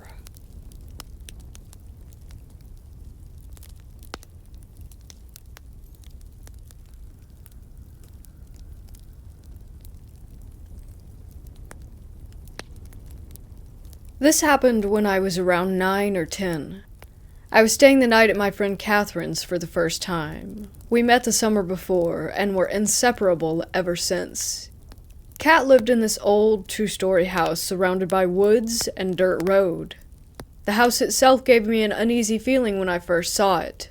The shutters were falling off. The paint on the house seemed to be fading. It was an old piece of crap now that I think about it. But at the time, I was nervous and excited. I remember walking in after I stared at the house for what seemed like 20 minutes. Surprisingly, the inside was a lot nicer than the outside, so I pushed that uneasy feeling down and just shrugged it off as nerves. I remember the smell of the house. I can't pinpoint it, but it was different, like walking into a musty room. I started to walk around just to explore my surroundings, but I noticed Kat's mom watching me. I simply smiled and waved, but she just stood there staring at me wide-eyed. I've never met her before, but why was she looking at me like that? Suddenly, Kat flew around the corner and tackled me. We both fell and started to giggle. I noticed Kat's mom out of the corner of my eye start to turn around and walk off. She was gone, just like that.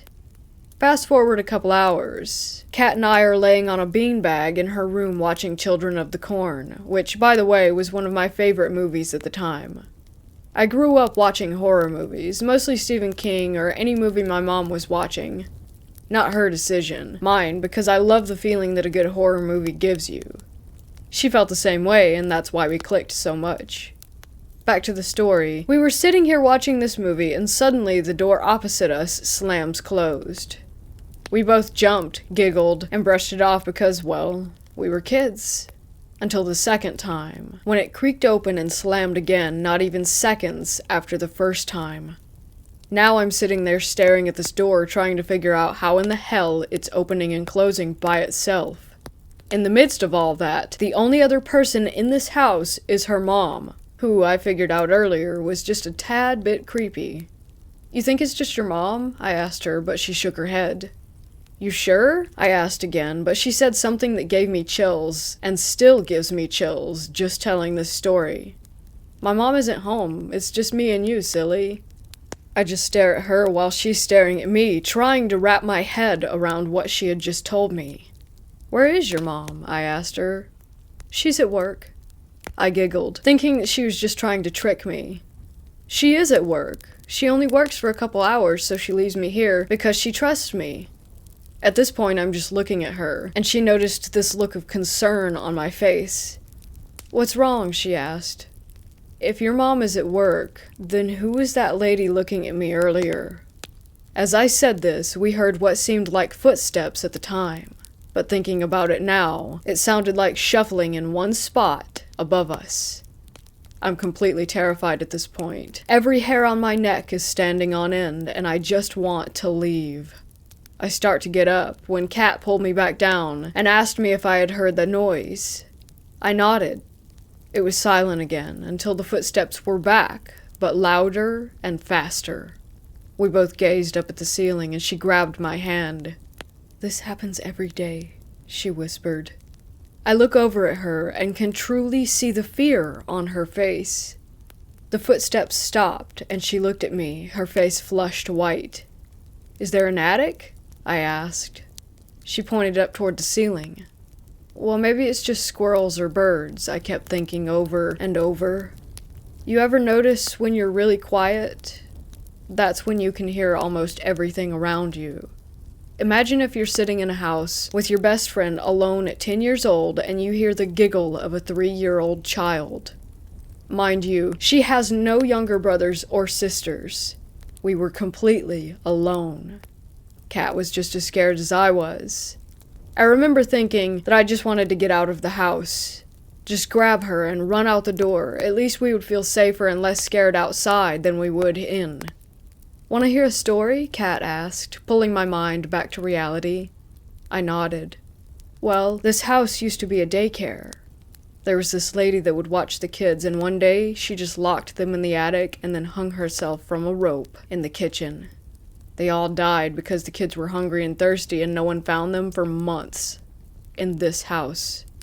My heart started to pound. My eyes were wide with fear. "It's true," she said. "I've seen them, the little kids, every day.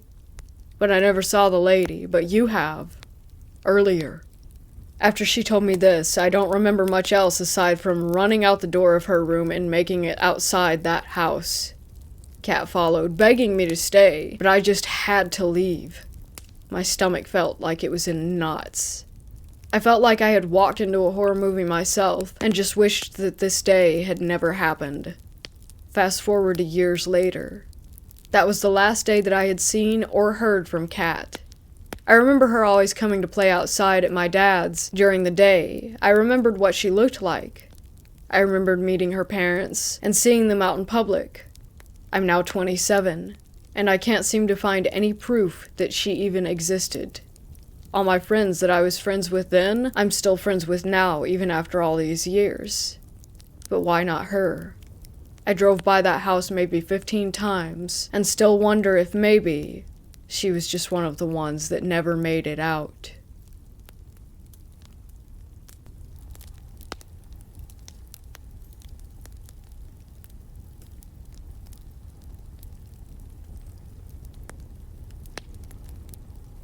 I was in a nearby abandoned Navy hospital with several friends. We had been in many times before and never had anything odd happen. We were on the top, the 3rd floor, and there were many broken windows, allowing the rain and nature in. There was a lot of mold and even moss growing in the old ceiling tiles that covered the floor at this point. One of our group, prone to asthma and respiratory issues, didn't take it too well. We all decided it was best to leave and began our descent into the basement, which was the route to the exit. This is when things got weird. I broke ahead of the group, something generally against our rules of exploring, but in my mind I had to get out. I was far enough ahead, around corners and such, that I couldn't even see their flashlights behind me anymore.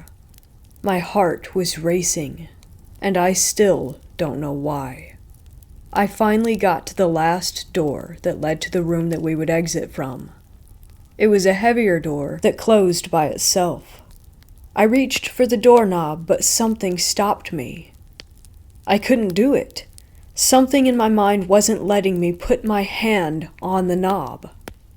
All I felt was terror.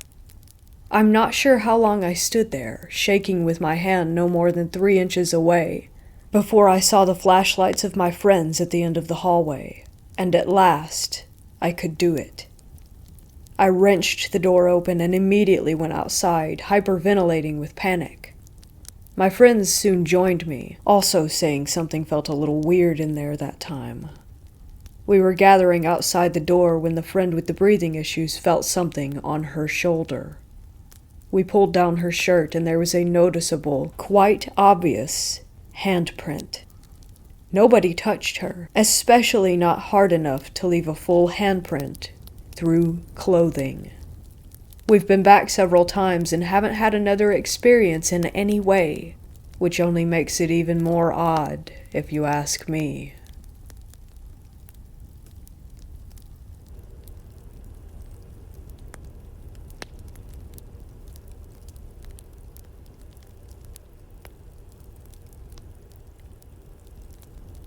I live in the basement of my parents-in-law's house, and my wife never goes down to my room. I'm almost always in there alone. Since I've lived there, a few things have been happening that I dismissed as ventilation or something or other, such as my door slowly creeping open. Frankly, I wouldn't even have noticed something opening if it weren't for the green indicator light of something I have plugged into the wall outside my room. At night, if I have to leave my room, I exit and make an immediate left and dip into the bathroom. I can almost always sense an entity in the living area or bar area of the basement. This feeling is compounded when I exit the bathroom and my reflection appears on the wall of our sliding doors.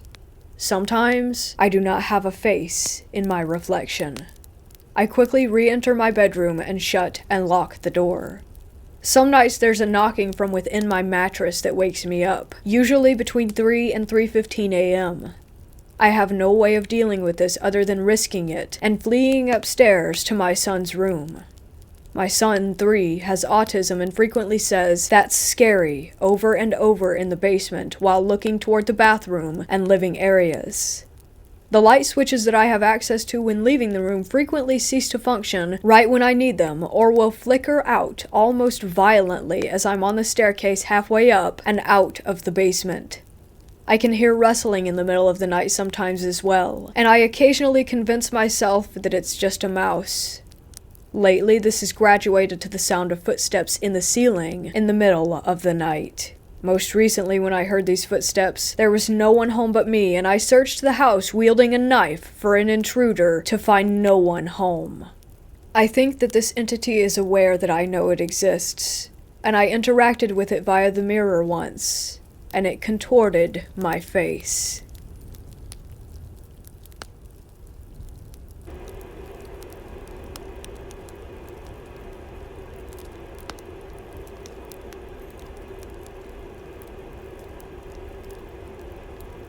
When I was 16 years old, I'm female by the way, my friends and I decided that it would be fun to go out to an old abandoned farmhouse that was rumored to be haunted. We didn't really believe in ghosts at the time, but were fascinated by the thrill of potentially experiencing something paranormal. So on a hot summer night in July, we decided to take 2 cars out to this abandoned place. There were 6 of us in total. It took about 45 minutes to drive there, so we left around 2:15 a.m. because we wanted to arrive at the farmhouse by 3 a.m., witching hour.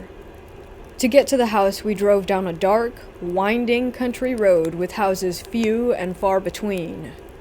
There were no streetlights, so although it was a warm summer night, it felt incredibly scary as we drove through the unfamiliar place in the pitch black. As we arrived at the house, I nearly felt sick to my stomach. I didn't believe in ghosts or the paranormal at the time, like I said, but something in my gut just felt wrong. The house was situated at the bottom of 2 hills, and there was no driveway in front of it, so we had to park at the top of the hill where there was an area off to the side of the road covered with crushed rock. We got there just in time to fulfill our plan of arriving at witching hour. As we walked down the hill, we saw the house. It basically looked exactly how you would picture an old abandoned farmhouse. Exposed gray wood, pieces of siding falling off, and old, overgrown plants all around the entrance. There were 2 levels to the house.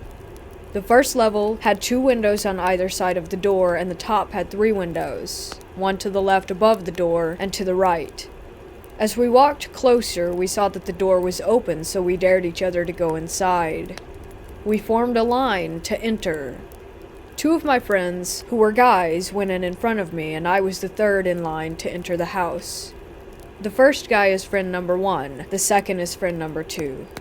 As we enter, I immediately felt ice cold.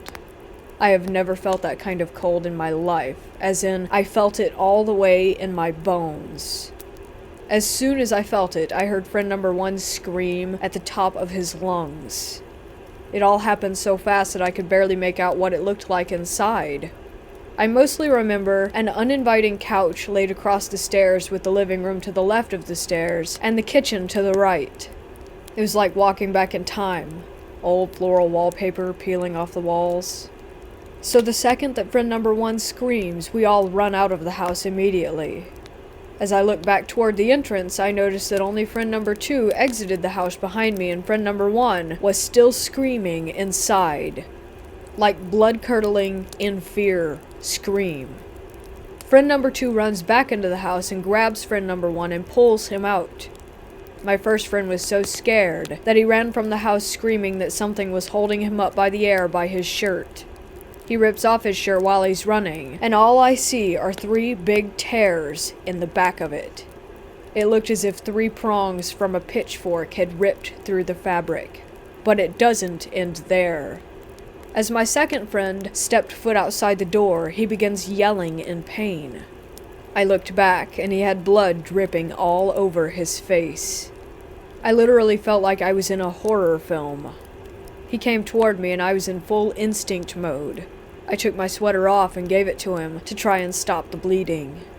He just yelled at me that something had hit him in the nose, and that he needed to get to the hospital.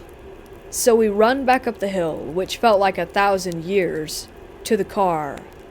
When we get into the car, I get friend number 2 tissues and clean up his nose, and I shine my light on it to see what was bleeding. His right nostril had a clean cut all the way through it, as if someone had taken scissors or shears and cut it. And it gets worse.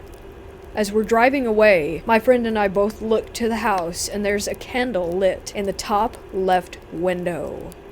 Then, as I look to the other side of the road, I still want to cry when I think about this. I have the image and feeling just burned into me.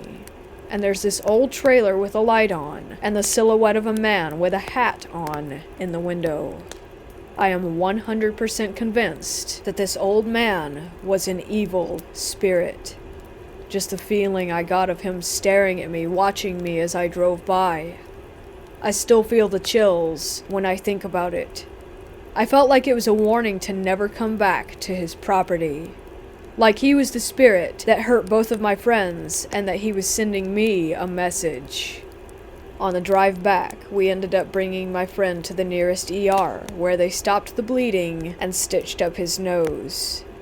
He still has a scar from it, and his right nostril looks as if it were dog-eared from where it split apart through the stitches when it healed.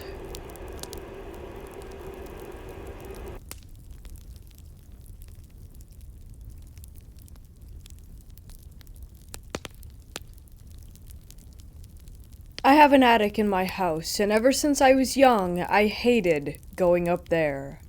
It was dark, because there was no light, and it was always absolutely freezing. It had a really bad energy, and my anxiety would skyrocket whenever I had to go up there with my dad. It felt like someone had set a timer, and time was running out, if that makes sense. It was like I had to get out of there ASAP, or something would happen. In 2016, my parents decided to convert the attic and make it into their bedroom. After this happened, I noticed a lot of unexplainable events. One day, I was off from school and I was home alone. I was lying on my bed watching Jeremy Kyle show clips with both of my cats on the bed with me. Then I heard what sounded like someone walking down the stairs from the attic. It's a very distinct sound, and I knew it was the stairs creaking as they were new and didn't normally make any noise. I paused the video and listened. I didn't hear anything, so I continued watching, now a little on edge. 2 minutes later, I heard the footsteps again. Peanut, my cat, started hissing and meowing and went to the end of my bed and hid. At this point, I was tearing up. I somehow managed to get out of bed and pull my dresser in front of my door. I sat in front of the door and called my dad, sobbing. I explained to him what was happening, and he said, "Go out of my room and look." Hell no. I begged him to call my neighbors to come in and get me. It was only after I called my dad 5 times, he kept hanging up on me, that he called my neighbors. When my neighbors, who have a key, came in, I flew down the stairs, sobbing and shaking. My neighbor checked the house, but no one was there. I didn't feel safe staying home for weeks after this. My best friend and I would hang out after school at my house most days, and whenever we did, we would always hear noises from upstairs. One time in particular, we were in the kitchen making noodles, and we heard banging. I assumed it was my cat and didn't think much of it. My friend then shushed me and said to listen. From upstairs, I could hear the sound of someone opening and closing a chest of drawers and slamming my wardrobe open and shut. Now, my cats are loud, but how on earth does a cat open up a drawer? It's a very distinct sound. We ended up waiting in my back garden holding a paint scraper and a knife until my dad came home. This is by far one of the scariest ones. My dad called up the stairs to me and said he was going to the shops. Once he left, I went downstairs to grab some food. I asked my sister if she wanted anything to eat, and she said yes. She was in the front room, so I was talking to her from the kitchen. My dad knocked on the door, and I yelled at her to get it. She didn't. I went to answer it, giving it to her for being lazy. When I opened the door, in came my dad and my sister. After months of noises, banging, hearing people talking and walking around when I was home alone, I was sick of it. I felt anxious to be in my own home, and I had other things to worry about. So one day I decided to try to talk to whatever it was that was in my house. I didn't use a Ouija board. I just sat on my stairs and had a chat, I guess. I told him that I respect that they were in this house before I was, but that they were scaring me and stressing me out. I asked if they would be able to leave or at least stop frightening me. After this, I've never had anything happen in my house. No banging or noises. I think that it was the spirits of the previous owners, a nice elderly couple who sadly died in the house of natural causes.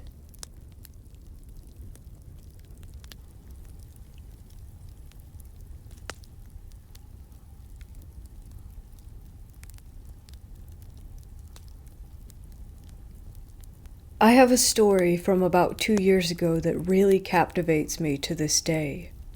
When I've told this story to close friends, they tell me it's straight out of a movie. I can't really disagree with that. This starts when I finished my first year of college in the Bay Area. I worked my ass off in school and I just wanted to have a wild summer, and I would do anything I could to get out of the house. My cousin was and is my best friend, and we basically did anything and everything together. When there wasn't anything to do, we'd take walks together around my rural neighborhood. I always lived near this old hospital, which used to operate as the biggest trauma unit in my area. Sometime when I was in high school, they shut the hospital down for some reason that I still don't know. It basically just sat there rotting for a few years before we found it. One day, we were drinking a cold one and taking one of our routine walks and ventured away from our usual route through this peaceful, random field. We stumbled across this huge parking lot after making it out of the field, but it didn't hit me that this was the old hospital's parking lot that we had found. We made our way through the lot until we saw this massive building standing on the outside. The deteriorated banner said emergency room. And this was when we knew we had struck gold and stumbled across a back route to this abandoned hospital. We knew of this place, but we had never been here. We hadn't heard any weird, outlandish urban legends, nor had anyone that we knew been here before us. We pushed forward and checked out the perimeter. To our surprise, the first door we walked up to had a rock jammed in between the door frames so that we could just waltz right in. This was when it occurred to us that it could be a potentially bad idea if we got caught, and we could suffer some consequences. We agreed we would be quiet and respectful and make it a quick trip. This is where things take a turn, or a few turns. We entered the building, and it was the most deafening quiet that I had ever experienced. The sound of the door closing was like a literal bomb going off. Once the echo stopped from the door, it dawned on us that this place was straight up creepy. We walked slowly, but the floor is covered in glass, which makes even the smallest of steps sound like Bigfoot lumbering around a library.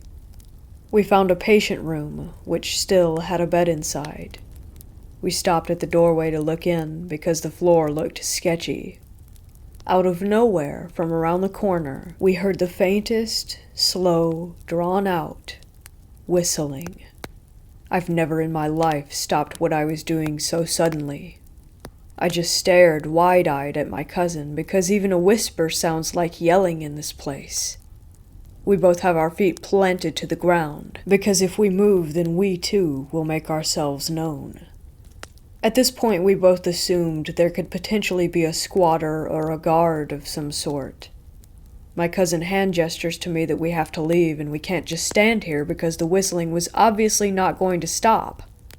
We turn toward the opposite of the corner that the whistling is at, and we're tiptoeing to a perfect silence. Then the whistling stopped. We freeze again, and we hear the glass crunching from around the corner. We start running.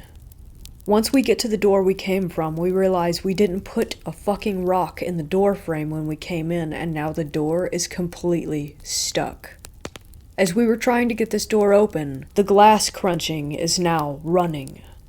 We hear it until it sounds like it is dangerously close. I am horrified. We turn around to try another door, and the noise of the glass is literally right in front of us. Yet no one is there. No one. We book it to a door that says pharmacy and peel the door open. The pharmacy is completely empty except a single, perfectly placed and aligned landline phone plugged into the wall. The phone is off the hook and making a dial tone. The whole thing is so perfectly lined up and centered with the whole room, I've never seen anything like it. And the dial tone was so loud in such an empty place. There wasn't power throughout the hospital, so how was it working? I was in complete shock. We left and never went back. I had heard of some other kids going there at night. They told me that they also heard the whistling and thought someone was lurking in the shadows the whole time. It is a freaky world out there.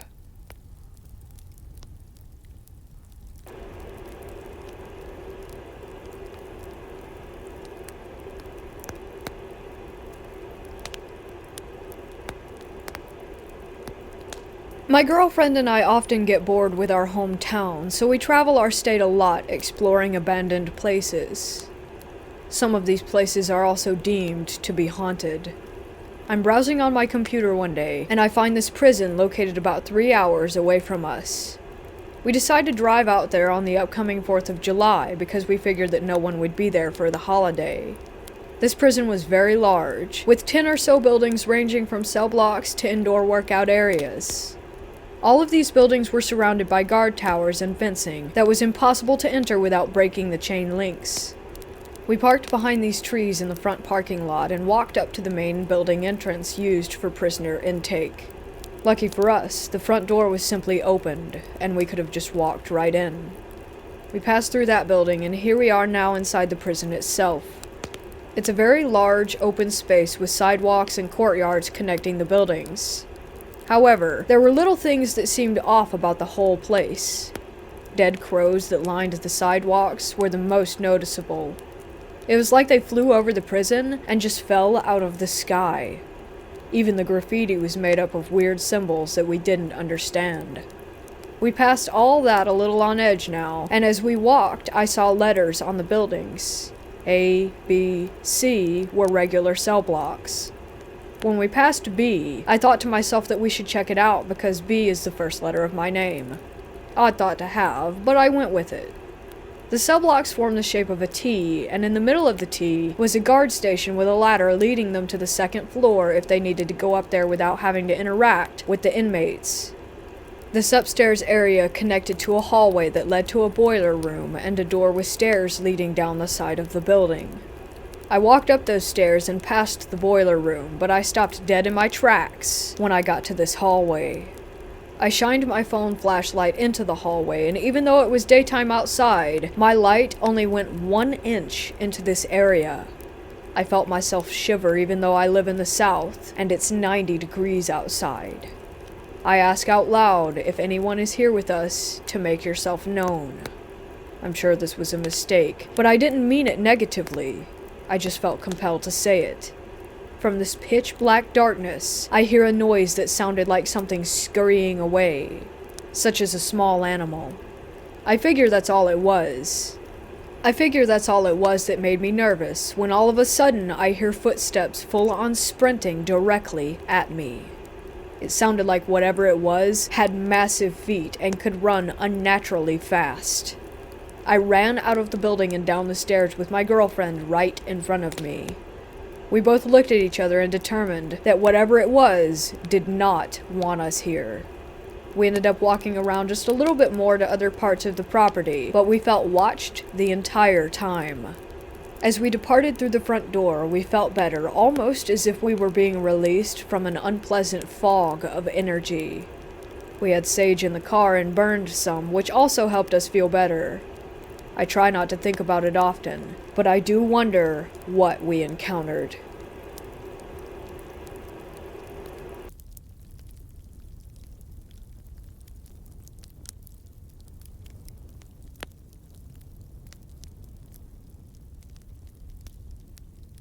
I live in England in a 2-story flat, and I have always believed in the paranormal. But my dad does not believe in any type of ghost or anything supernatural. I never thought that this flat was haunted. However, as I got older, I started to feel uncomfortable by myself, and I saw shadows downstairs out of the corner of my eye. Now, there is an attic directly above our second floor, but there is no way for us to enter it, as you cannot access it from this flat. The only way to access this attic is by having a specific key that can open the attic, as it is council flats, which is above my neighbor's house. However, the attic above my flat is the only one which is blocked off, and there is no way to enter it. I have the last flat on the end of these 18 council flats. There are no neighbors above us, just the attic, which no one can access without that key, and they would still not be able to get above our flat. One night about 2 years ago, all of the family was in bed, and it was about 3 in the morning. All of a sudden, I heard something crash above. It was so loud that it woke all my family members up, and we all got up and stood on the landing together. After that bang, we heard 3 loud footsteps, and the sound of something being dragged behind these footsteps. It was so scary, as we know that nobody can physically get up there. My dad was not convinced that it was a ghost. He thought that somebody had somehow gotten into the attic, so he went outside to check if the communal attic door was opened. I followed him outside, and it was completely padlocked shut with heavy chains around the lock. I tried to explain to him, how can there be anyone up in our part of the attic when it's blocked off and impossible to get into? We came back into the house, and we were all quite shaken up. My brother was young, and was able to get to sleep, but I was awake all night. After this experience, I started to smell old cigarette smoke every time I would enter my toilet, and it was so stale and stagnant. After the event, me, my brother, and my mom were going away on holiday, whilst my dad had to stay there and work. He told me he slept with his headphones in every night, as even he felt uncomfortable by himself. As a family, we still have no idea what those noises were, and since then we have heard many strange things.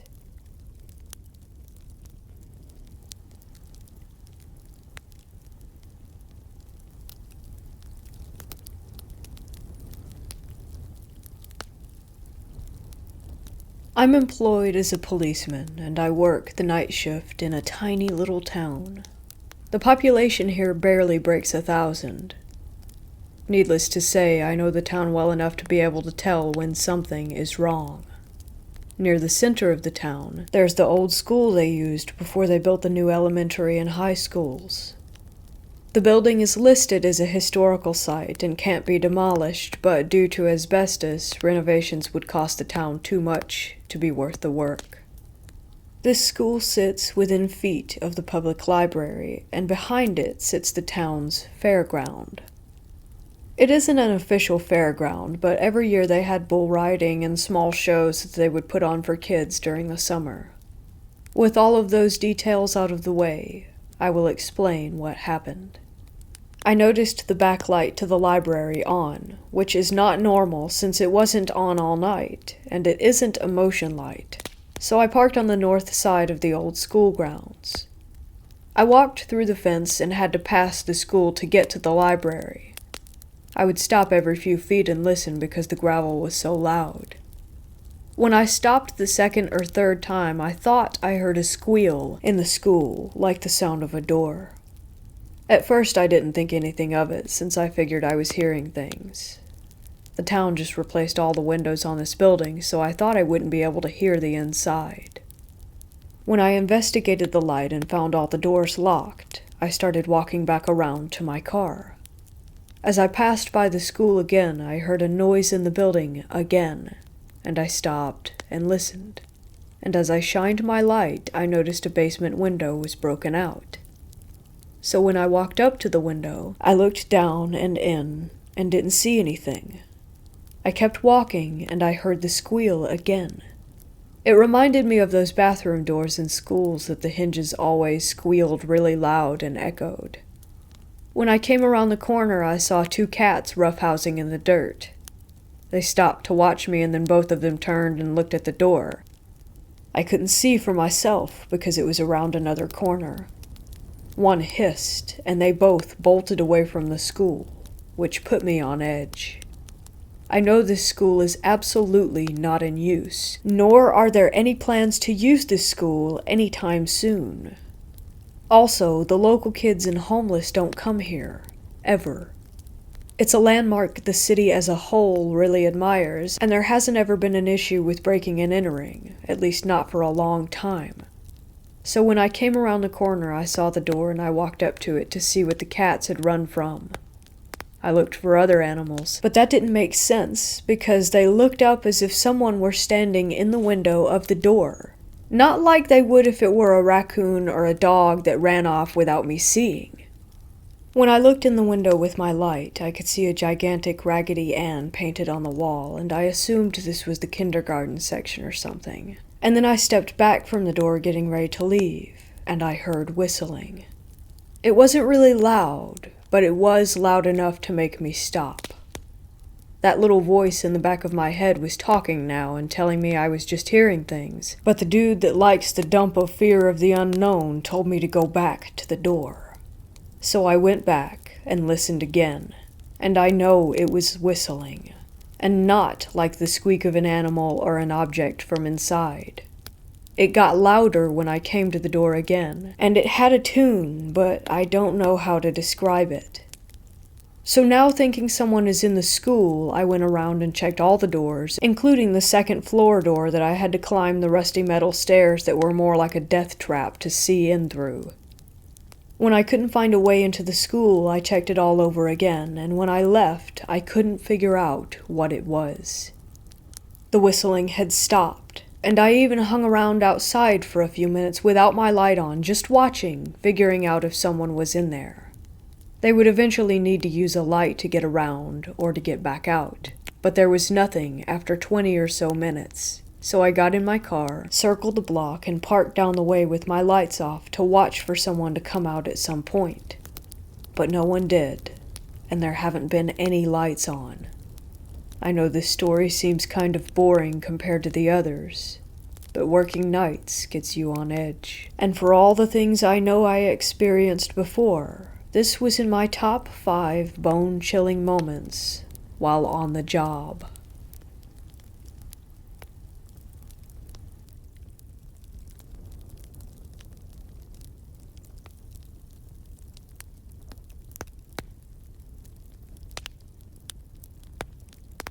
My mom and I moved into a house when I was in the 5th grade. For the record, I'm 25 now. And there was a room in the attic that looked like it was actually built to be part of the house and not some makeshift DIY room. The attic was also not your typical attic with a pull-down door, but a walk-through door. Anyway, the layout was that it made an L shape, and all wooden, and the room was obvious at the end of the L. We used the attic for Christmas decorations and whatnot. But anyhow, on with the story. I turned the room into my little hangout area. The only thing in there when we moved in was a wooden table with 4 chairs and then some weird bench that I hear was a bed, but it didn't look big enough. So me and my friends would always go in there to hang out, play games, and whatnot. Well, one day I accidentally broke the table and was worried that my mom was going to be mad at me.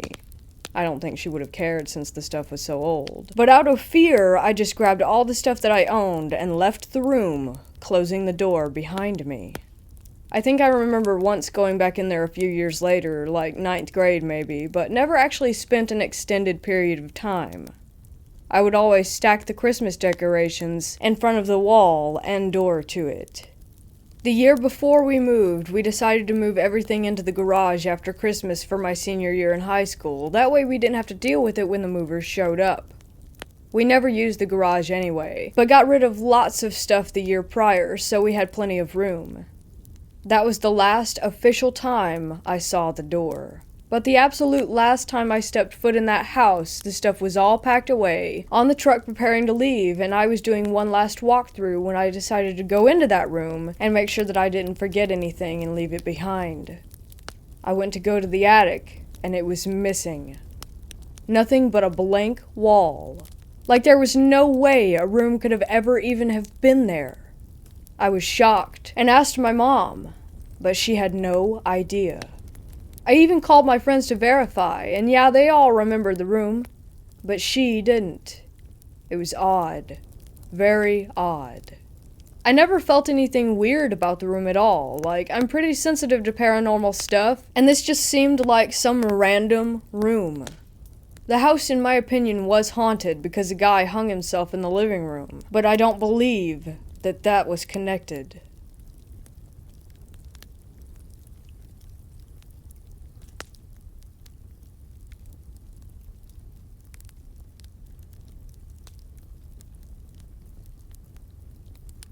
About 10 years ago, I moved into a new home in Indiana with 3 roommates. I won't go into too much detail about where the home is located out of respect for my former roommates, one of which still lives there. I will say that it is located in a very old part of town, a few blocks off of one of the very first main roads that used to be in the town that was settled in 1846, I believe. Anyway, this house was definitely not what comes to mind when you picture a haunted house. It was built sometime in the early 80s or early 90s. It was pretty ordinary looking. 3 bedrooms with a small loft area, tiny bathrooms, and not a whole lot of room for 4 adults to spread out. But when you're a college student in your early 20s and have the opportunity to split rent 4 ways, this seemed perfect. We had all our own tiny little spaces, shared a kitchen and living room, and spent most of our time just bullshitting around the dining room table. The house was owned by an older couple who lived in a city about 20 minutes away. They began renting the home out to help finance their retirement. They were sweet, and pretty relaxed on any rules for the home. They told us right off the bat that they were not physically fit enough to do any maintenance or repairs on the house should anything go wrong, so we were told to call them with any issues, and they would send over their handyman, or whichever professional was needed. They never came to the house. Not once. We paid rent by money order through the mail. I didn't find this strange at the time. The first weird event occurred about a week after we all moved in. We all worked the night shift at our respective jobs, so the house was empty all night and we arrived home around the same time early in the morning. We dragged ass into the living room to enjoy some sort of fast food breakfast before passing out when we realized that the entire carpet downstairs was soaked. A pipe had burst beneath our dishwasher during the night and flooded the kitchen, dining room, and living room. Our landlords had the floor replaced within a week, and we went on with our lives. Then, about a week later, we were baking cookies in the oven when all of a sudden the cookies burst into flames. The oven was producing so much heat that I was afraid that the whole thing would catch on fire. The landlord sent a repairman who told us that something had caused the internal thermometer in the oven to be so uncalibrated that you could set the oven temp to 300 degrees, but it would be more like 475 in there. Again, we had it fixed and moved on.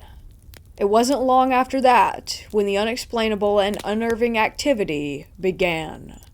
The ceiling fans in the rooms would turn on randomly, and they would spin so hard that they would rattle and shake to the point that it looked like the thing was about to fly off of the ceiling. Every room was equipped with button switches. There are 4 buttons on the wall, 1 for the light and the other 3 for various speeds for the fan. The fan would make a 2-tone chiming noise when you would push the button to turn it on. No one would be able to turn on a fan without pretty much everyone in the house hearing this chime. We were creeped out, but chalked it up to faulty wiring or a power surge. That chime still haunts my dreams. Then came the TV issue. We all pulled together to buy a large flat-screen TV for our living room, brand new, name brand, extra warranty. The TV would turn on by itself constantly. We returned it to the store, exchanging it for a new one, and thought it would be fine. We would be outside or in a different room and hear the chime, go turn the fan off, and realize that the TV had just turned itself on. This happened 5 or 6 times a day. It was unable to be ignored. 2 separate things in 2 different rooms turning on almost simultaneously. The electrician was called. He found no signs of faulty wiring, and I think he thought we were making it up. After months of this, we began to hear the whistling. 3 notes whistled by an unseen force at all times during the day. This would usually happen when you were in a room by yourself. I would get this sick, anxious feeling like I was being watched, and right then, I would hear the whistle. Someone or something wanted our attention, and he got it. 3 of us were totally convinced that our house was haunted. Our other roommate was a skeptic, and also pretty much had to make this living situation work, or he would be sleeping in his car. About 1.5 years of living in this house, dealing with constant phenomena, it ramped up again. We would be in the kitchen making dinner, go eat in the living room, and come back to find every cabinet door open. Sometimes the refrigerator and oven doors were open too. This happened probably 3 or 4 times a week, on top of all the other crap. I was over it, but had no idea how to fix it. I went to Borders bookstore and got a few books about ghosts and hauntings and different information about getting rid of the creepies in one's home. I decided to do a smudging, and I could not have been more sorry about that decision. We planned to do all the sage smudging together, and our Catholic roommate also had his priest come in and do a house blessing that same day. Holy oil and water were sprinkled in each room, the smell of white sage burning. We thought it was over. The next morning, I was walking downstairs like I had 1,000,000 times before, when my feet completely flew out from under me and I was airborne. I remember thinking, this isn't possible, right before I smashed into the stairs. I landed on my back, right at the edge of them. Picture Lucy pulling the football away before Charlie Brown can kick it, and his tiny feet are kicking in the air. I was Charlie Brown. I landed not on my butt or side, but squarely on my thoracic spine, the upper area of my spine. How on earth did I defy gravity? I had now tripped. I was barefoot on carpeted stairs, sober, and holding the railing. I didn't feel a push. I felt a sweeping force take my legs out from under me. I broke 4 vertebrae in my back, about parallel with my shoulder blades. I've had injections and nerve damage and back braces and a chronic pain that isn't normal for someone in their 20s. I began to look for a new place to live. I found out that I was pregnant with my son about 2 months later, and decided that the risk was too great to live in that house pregnant, so I packed up that night, told my roommates that I would continue to pay my portion of the rent until our lease was up, and moved back in with my parents. I was only staying with my parents for about a month before finding a new safe place for my baby, my now husband, and I. But I lived constantly on edge thinking, what if it followed me? It didn't. What did follow me are the nightmares where I relive the feeling of terror and dread washing over me, and every so often, I can still hear the whistle.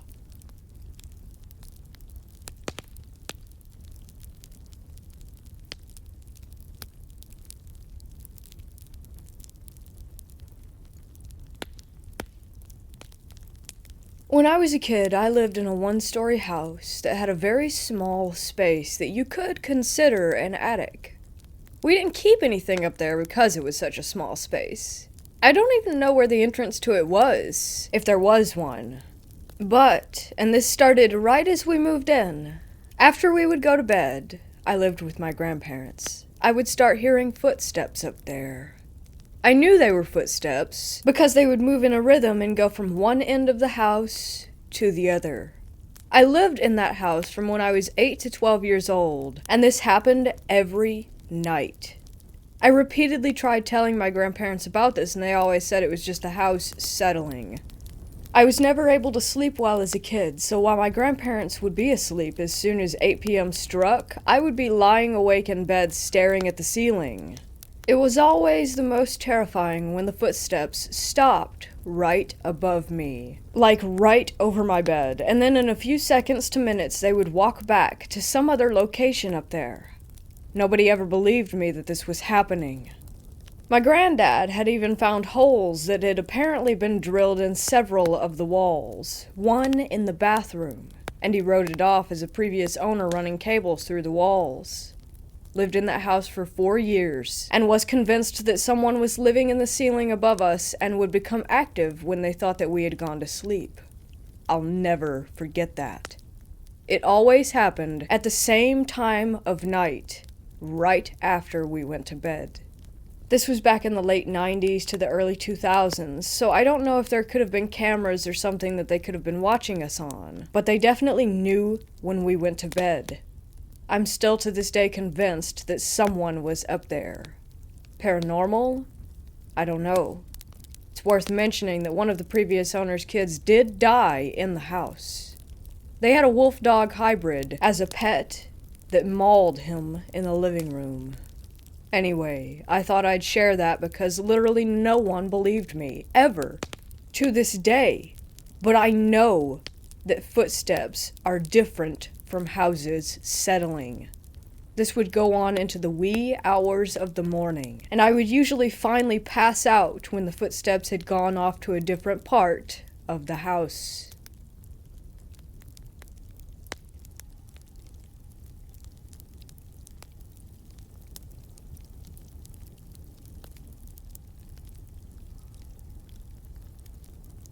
I live in Oklahoma, and I'm really big into finding abandoned places and exploring them. I found out a few months ago that there is a forgotten graveyard a few minutes away from my house. I've lived in Oklahoma my whole life, and I've never even heard anyone mention this place before. So I looked it up and did more research on it to make sure that I wasn't walking into something crazy or where I could possibly be harmed. I found out that it was the site of an old schoolhouse, and that there was no marker, so people had basically just forgotten that it was even there over the years unless they had a loved one that was buried there. I waited until daylight to go just in case, because I wanted to be able to see everything around me since I was in the middle of nowhere. I ended up asking my sister if she wanted to go with me so that I wouldn't be alone. And God, am I glad that I asked her to come because I never thought I would have saw what I did. We woke early the next morning to go before it got hot because it was summertime. It was 10 minutes away from the house, so it was an easy drive. Finding the exact location was the hard part. Once we did find it, we pulled up and got out and started to look around. The grass was all overgrown, and you couldn't really see any of the headstones anymore. We had to be super careful walking around because we didn't want to step on anyone. We explored for about an hour or so, and then we stumbled upon this opening where the old schoolhouse used to be. All of a sudden, out of nowhere, it sounded like someone or something was running right at us, but there was no one else around. And mind you, again, we're in the middle of nowhere. So we stop what we're doing and back up a bit to look and see. Neither of us spook easy, so we just looked around and we didn't see anything. We decided it was getting too hot to just stand out there for much longer, and so we started walking back to the car. Again, it sounded like something or someone was running at us, but faster this time. We both took off sprinting to the car and didn't stop until we got in and locked the doors. As we sat there, I looked up more about this place, and it's known by a few people to have major activity, and it's so bad that they actually tell you not to go at nighttime. I read stories of people who said they had seen figures walking around, or someone asking them for help and then disappearing a few minutes later. I'm glad that I decided to wait until daylight, and that I asked my sister to come with me, because I don't know what I would have done if I heard someone that I couldn't even see running at me if I were alone. I've never been back to this graveyard.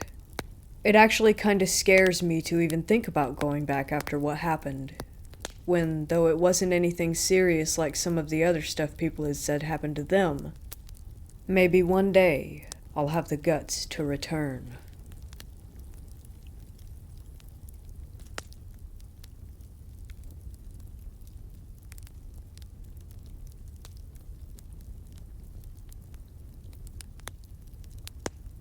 In 2011, my older cousin bought a small, 2-bedroom, single house in a quiet neighborhood for retired folks. The house was very small, with only 850 square feet of interior space, but it sat on a large plot of land. We could have easily fit 2 more houses like it on that lot, and still would have nice leftover space for yards and gardening. I was still a college student at that time, and I lived with my cousin. When he bought the house, I moved in with him. There were the 2 of us living there. According to the real estate agent, the house had been abandoned for around 3 years. The previous owner basically left it unmaintained and moved to a different state. The house had 1 main floor, a small attic, and an unfinished basement. The first time we walked in, the floorboards were already rotted out. We could see the basement through them. Everything was in horrible condition, and we would have to do major restoration to make it livable again. The property also had a small storage shed in the back of the lot. My cousin got a great offer, so he took the deal without much hesitation. Weird things started to happen when we began our restoration work. One day we were working on the bathroom. My cousin told me that he had to go to Home Depot for some stuff, and so he left. I heard him open the door, go outside, close it, turn on his car, and drive away. I was taking apart the old boards that were nailed on the bathroom walls. My back was facing the bathroom door. 5 minutes after my cousin left, the bathroom door, which was open, started to slowly move to the closed position. I knew this because I could hear the creaky old door sound that it made. I turned around and saw the door continue to close on its own. Then it stopped just as it touched the door frame and bounced back a little. I thought maybe it's just the wind. Then, suddenly the door pulled itself shut tightly, as if there was someone on the other side of the door. It happened right in front of me. I was only 4 feet away. No wind could have done that. Plus, all the windows were closed around the house, so there couldn't possibly be any form of breeze. You might think that maybe the AC caused it, but no. This old house did not have central AC. We had to put in window AC units afterward. At this point, I thought my cousin was messing with me, so I called out to him, but there was no response. Just silence. I opened the door, continued to call for him, telling him to stop playing around.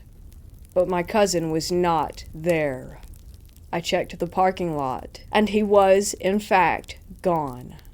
I even got outside and did a perimeter check, but no one was there, and I still cannot explain what happened. After the restoration was done, we moved in. My cousin sometimes went on business trips for weeks, and there would just be me in the house. The following happened whenever I was alone. One night I was studying and had my headphones on. I heard sounds of someone walking around in the basement, which was directly below my bedroom. It sounded like they had slippers on, and I could hear the sound of them dragging on the concrete floor with each step. What's weird was that I could not pinpoint exactly which direction in which it was coming from. It's a strange sensation when the sounds were coming from the back of my head, as if they were just right behind me. The only reason that made me think that it's the basement was because the basement was the only area in the house that had concrete and that could have made the concrete slipper dragging sound. So I took out my headphones, and the sounds of the footsteps still went on. The volume of the sounds stayed the same, with or without the headphones. I thought my cousin had come home early, so I called out to him and got no reply. I took the flashlight and went to the basement to check it out. It was dark and quiet. No one else was there. This happened 3 or 4 more times within the first 2 months that I lived in that house. After that, I didn't experience anything unusual anymore. My cousin never felt or saw anything weird, but he seemed interested in my stories. His girlfriend, now wife, who had been to the house every other week or so, also expressed her uneasy feelings during her stays. By 2016, during a thunderstorm, the thunder struck our storage shed in the backyard and burned everything inside it. Luckily, the house was untouched. I came home from work only to find a police officer waiting at the front.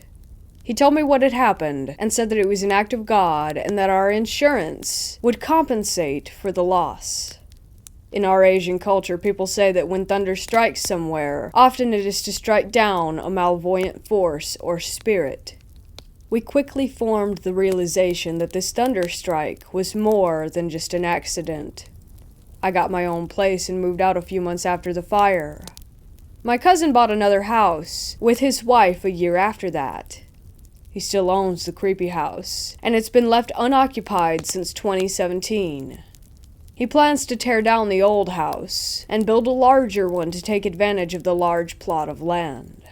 The experiences at this house were the closest I've got to what could be considered paranormal.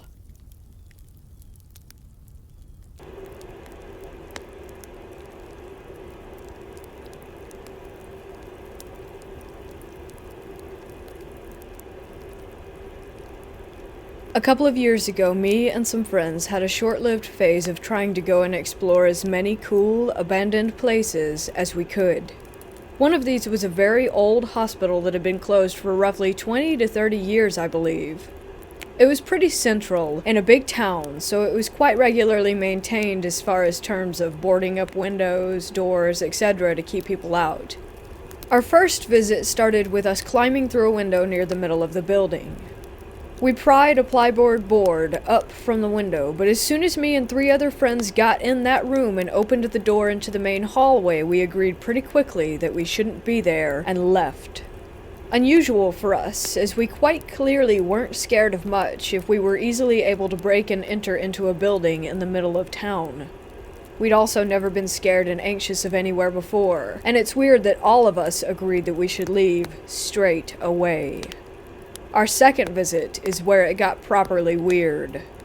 We went back about 2 weeks later, and all of the plyboard on the windows was replaced with metal sheets, which isn't strange for a building in a large town where people break in regularly, apart from the fact that the window that we went through originally was completely open.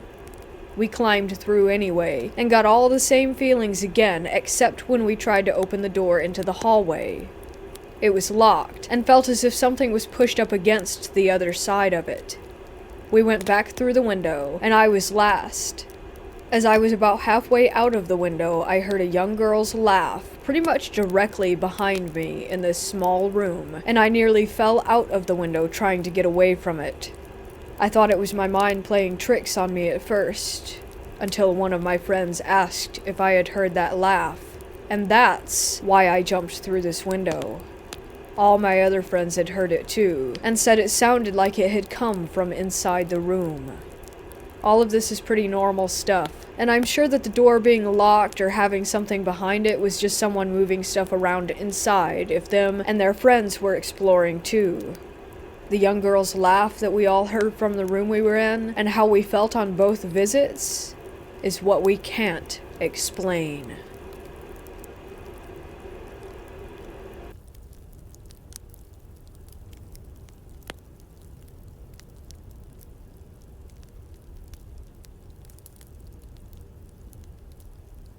I'm married with 3 kids. The kids are older, 20, 17, and 10. We just bought a house and moved in the first week of December. Our room and my daughter's rooms are upstairs, and my 20-year-old son has a room in the basement. There's a storage room across from his room, then a big area with a fireplace where I have my gaming console, TV, and chair set up. Anyhow, on Christmas Day, the wife and kids were getting ready to go to her dad's house. I wasn't going because me and her dad didn't get along. I fire up the PlayStation in the basement and put on my headset. They're all upstairs running around because they're going to be late, and I see my son come downstairs and head into his room to grab something.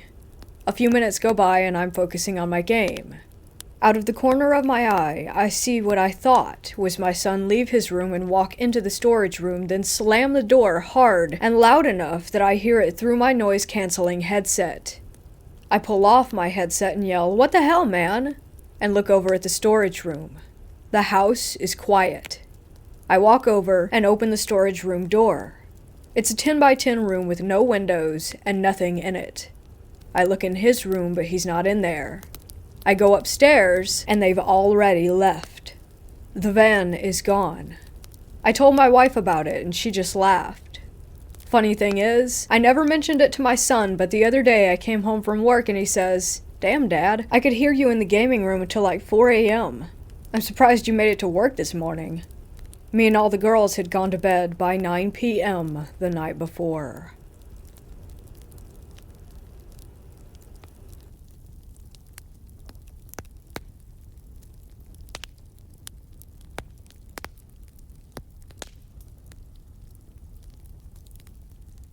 I'm not saying we have a ghost, spook, or spirit, but something phenomenological is definitely happening in our home. The brief background on the home is that it's over 70 years old in an older part of our town. The previous resident was a well-respected attorney in the area, and he died here. We wouldn't learn this until after we moved in.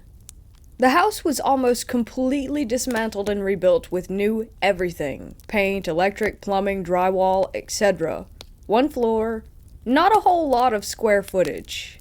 An attic that has about 2.5 feet of clearance.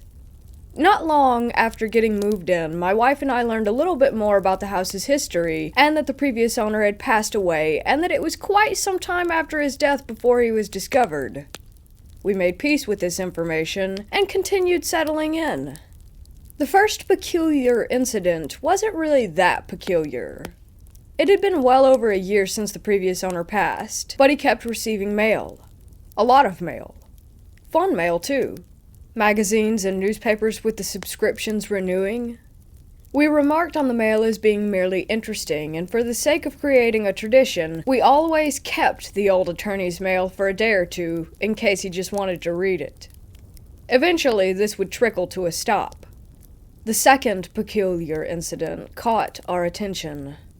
After 2 months of being in the house, we decided to get newer, better locks for the doors.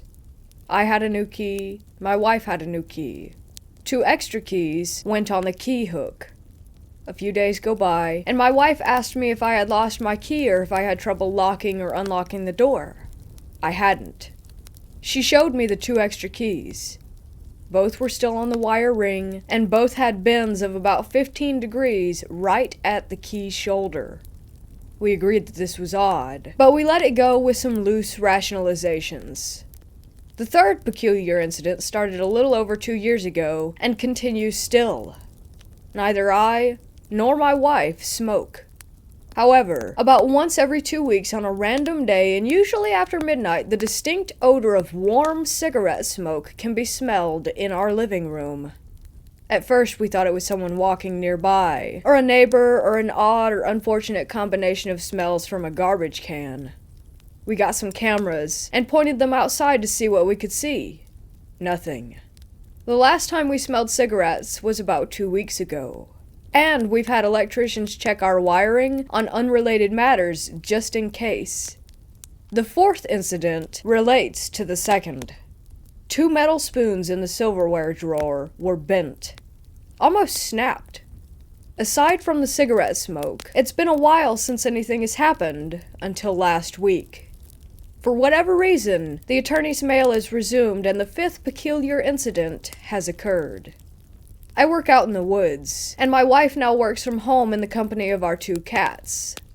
In a flurry of texts and phone calls, she told me that it sounded like someone was running around upstairs, as if they were rushing across the house to answer the phone, was how she described it. We've had squirrels in our useless attic and the occasional tree branch. The footsteps exceeded both of those. The 6th and most recent peculiar incident is equal parts mundane and intriguing. We have a favorite spatula. Yes, we do. Some of you reading this probably have your own favorite spatula, spoon, fork, pot, pan as well. We used the bright robin's egg blue utensil to make our Thanksgiving dinner and set it aside with the rest of the cooking detritus. That evening, and the following morning, the kitchen is cleaned and everything is put away. Sunday began the greater holiday baking season, requiring the favorite spatula. Except, it was missing. The ceramic container where the utensils are stored has everything else. Red things, green things, metal things, wooden things. Visual inspection of the surrounding area results in zilch. Every cupboard and drawer opened and investigated to nothing. We sadly conclude that after the big cleanup, it must have ended up in the trash. So we began an online hunt for its replacement. On Friday last, I get a picture of the utensils sitting quite happily amongst all the others. I was confused by this, since the evening before we had to use other tools instead of the missing spatula because it was missing. So, sometime after 9:30 p.m. Thursday and 7:18 a.m. on Friday, something that was missing for at least 5 days returned. So, here it is in order. 1. A confluence of strange coincidences. 2. Sleepwalking. 3. Someone is managing to live in our attic. 4. That I and my wife are in a weirdly mutual prank cycle. Or 5. Something real is happening. If you have any ideas, tests, solutions, resources, or suggestions, I'm listening. Nothing seems malvoyant about what's been happening, but it's definitely happening.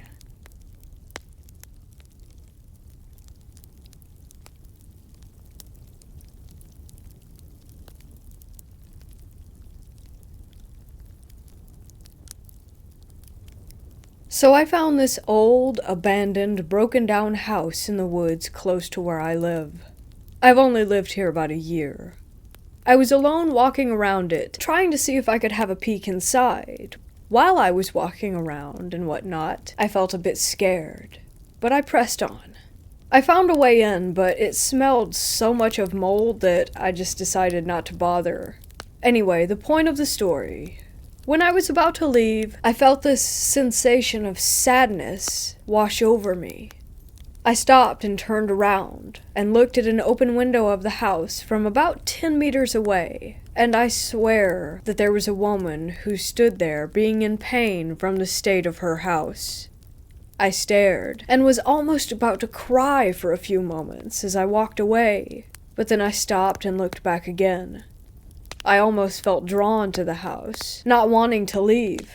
But as soon as I got away from it and was walking back home through the forest, the feeling of sadness left. On a side note, the day before I had walked through a part of the forest where a lot of trees had been cut down and a lot of branches and bark were scattered all over the ground. There I also felt such sadness, as if the trees themselves were crying. As I'm writing this, I realize that I sound kind of insane, but I have never really felt this way before, and I feel normal like one day later, like today.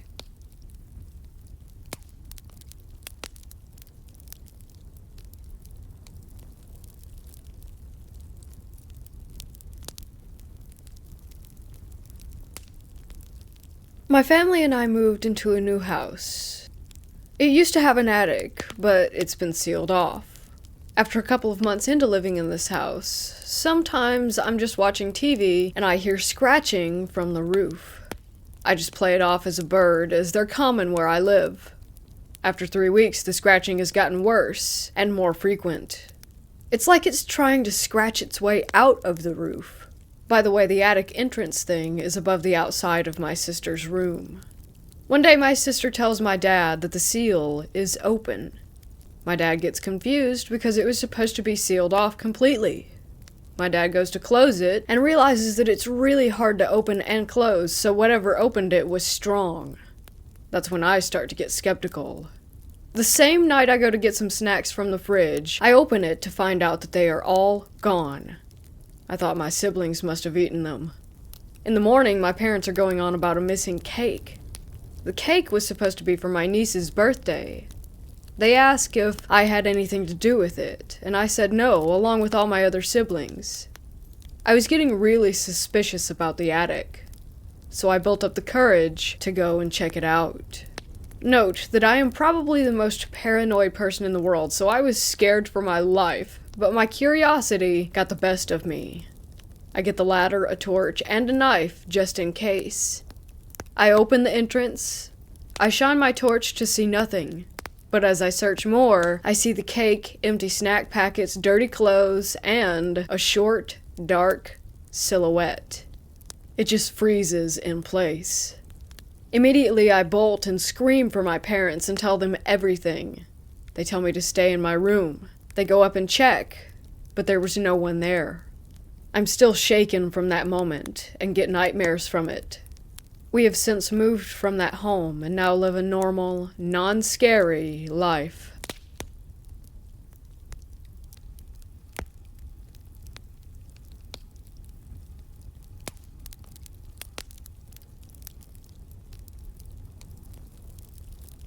My partner and I had just become parents, and were looking for our first home. We found an older house built around 1910-1920, which seemed perfect. It was next to a good school and close enough to family that could help out with our daughter. Everything seemed great for the next couple of years, but there was always a heavy type of atmosphere that was hard to explain. And we had this feeling like we were being watched all the time. My wife was the first to notice it, and I would always brush it off as if there was nothing to be scared of. I always carried that mindset, as I was highly skeptical of any type of paranormal activity, and I always trusted the whole "if you can't see it, then it doesn't exist" paradigm. How wrong I was, it turned out. The initial signs were that things would go missing and then suddenly turn up in the most peculiar of places, like photos, and my watch, which ended up in the bathtub. But most of the time, things seemed to find their way into the wardrobe that was in the master bedroom. Once, my daughter woke us up in the night to tell me that someone had just walked out of her window. As she grew up, she would complain that the man was in her room and she couldn't sleep. I was still not believing that this could be a ghost, so I would comfort her and stay with her until she went back to sleep, and I watched a black-like shadow thing, which I can only describe as darker than the shadows around it, move from the corner of the room and out of the window. I went back downstairs and sat on the sofa, where the deepest growl I ever heard happened, which completely took me by surprise, as it sounded as if it was right behind my ear. I nearly jumped out of my skin and thought I needed a drink. I went to the kitchen and I could hear laughter in the living room. I couldn't think of any logical reason for it, so I went back upstairs and sat in my daughter's room again for the rest of the night, but nothing more happened. Eventually, things escalated to the point where every night around 2 a.m., you would hear walking up and down the stairs so loud that we nicknamed whatever it was Mr. Boots. When my daughter was around 10, we would get massive bangs in the middle of the night. When it first happened, I honestly thought we were being burgled. I would run down the stairs only to find nothing, not a thing out of place. I had the plumbing checked and electrical, but all was good. Then, one night, I fell asleep downstairs and an inflatable hammer flew at the TV, instantly waking me with the noise because it had a squeaker in it. I again was trying to work out how that had happened, and whilst I was thinking about it and looking at the hammer on the floor, it started spinning really slowly. I jumped up and walked to the kitchen, and again I heard the laughter. I then heard the boots on the stairs, and my wife suddenly comes down the stairs, woken by a really bad nightmare. While we were both talking in the kitchen, we heard the laughter again. Not long after this, we couldn't take it anymore and left. But I have hundreds of weird encounters, and I can honestly say that this house turned me into a believer.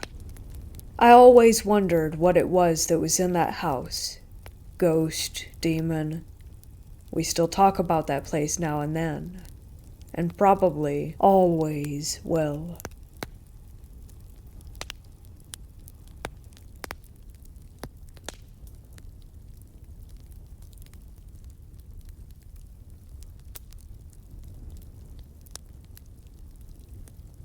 So about 15 years ago, I was living with my ex-girlfriend, my sister, and her husband in an old house not far from town.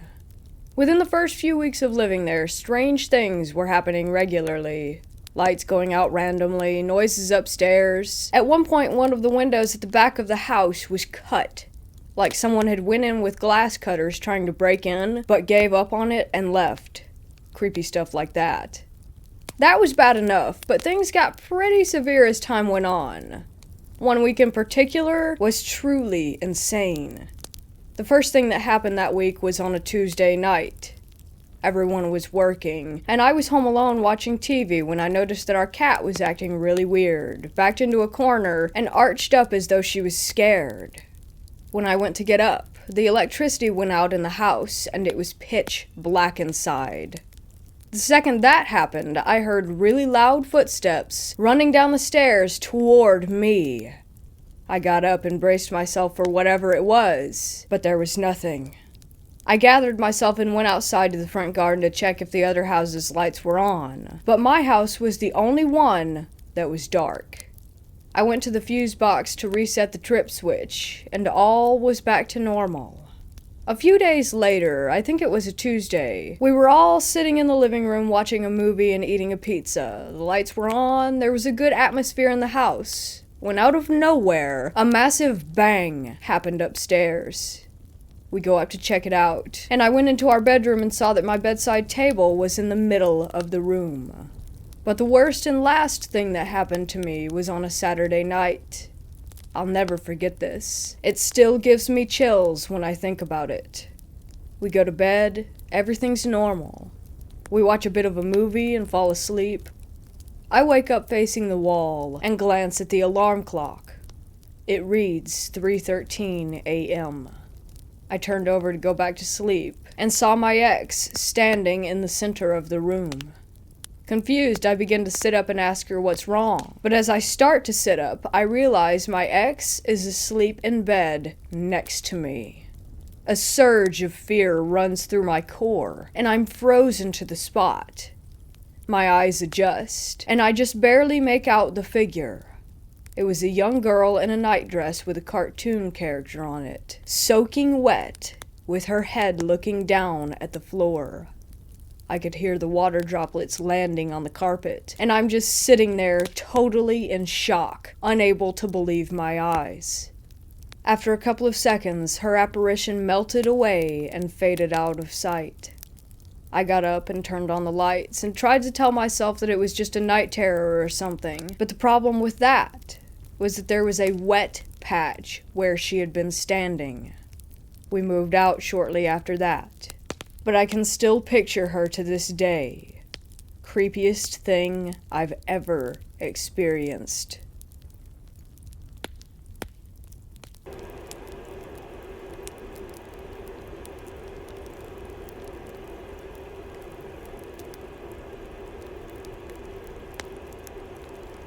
Not very far from my home, there is an abandoned place, which is my hideout. I honestly don't know what was in the place before it became abandoned. The place is a rather small, probably like 40 by 20 meter fenced off, overgrown field with just one building. I can't tell what the building is either. It's a really small, house-like place with no windows and one locked door. The field itself has a small, short sidewalk that has been taken over by nature. There's also a small hill in the field. You can tell that the place hasn't been visited for a really long time, because the grass in there is quite overgrown, and the house, fence, and path all have plants growing all over the place. Since it's currently spring, a lot of the foliage is growing and blooming, and there were some wildflowers in the area as well. Today I took some scissors and went to the area with the intent of picking some flowers to make a cute bouquet to put in my home. As soon as I entered the area, something felt off, and I suddenly became paranoid. I ignored the feelings, since I have mental illness which causes me to have random paranoia at times. Keep in mind, though, that it doesn't cause hallucinations. It was still unusual for me to feel paranoid there, because I would usually go there to relax and be calm. It's basically my safe spot. I went on to look around and pick some flowers, but then I heard some footstep-like noises behind me everywhere that I went. I brushed it off again, assuming that it could have been an insect or a small animal like a hedgehog or a rabbit. I felt like I was being watched the entire time, but again, I assumed that it was just my random paranoia. The thing that scared me the most happened when I was about to cut a big, white, pretty flower. The only one of its kind in the whole area. As I was kneeling down to cut it, I suddenly felt a human presence behind me. This caused me to jump up, drop my bouquet out of shock, and yell out, "Whoa!" and turn around. To my surprise, nothing was there. I was very confused, since the presence felt awfully real. I picked up my bouquet and went home.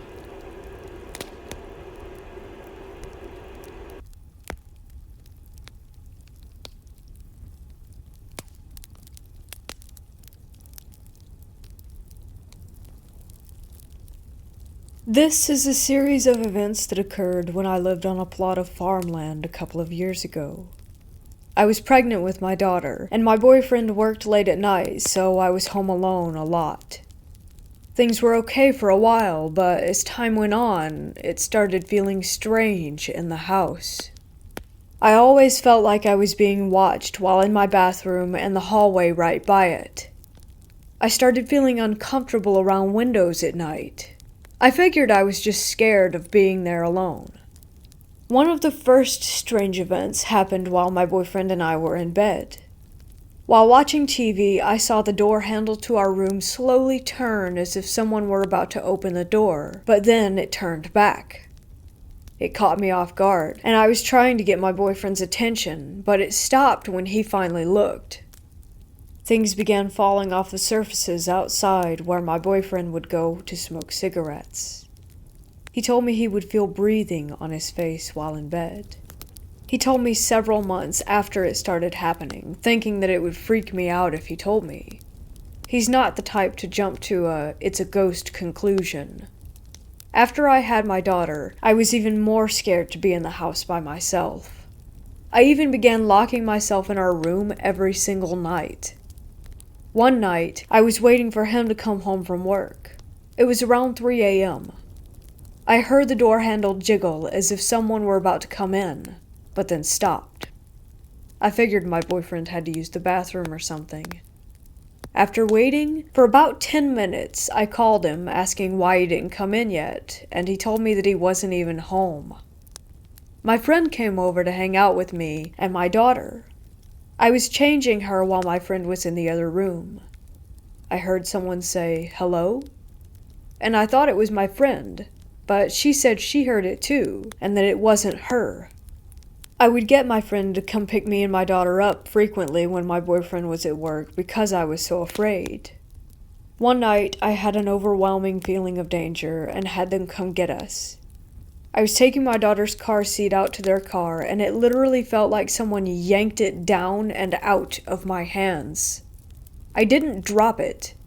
I don't know how to explain it other than to say just that it was yanked or jerked down. I hated being in this house. I can't even explain the feelings that I felt all the time. I was just so terrified, and I'm so happy to be out of there.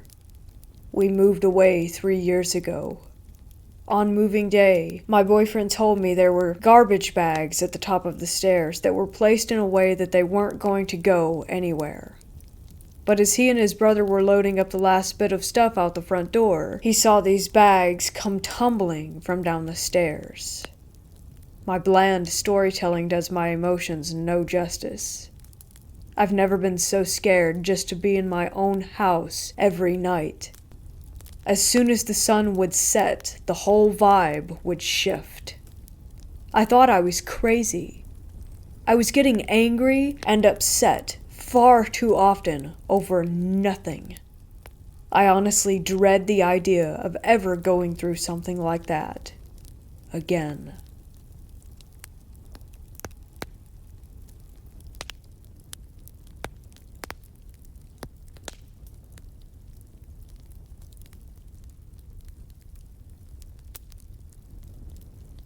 Honestly, I don't think I've ever experienced paranormal activity in terms of seeing something. But ever since I was a kid in my childhood home, I was really scared, almost traumatized of seeing something or hearing something in the dark at night.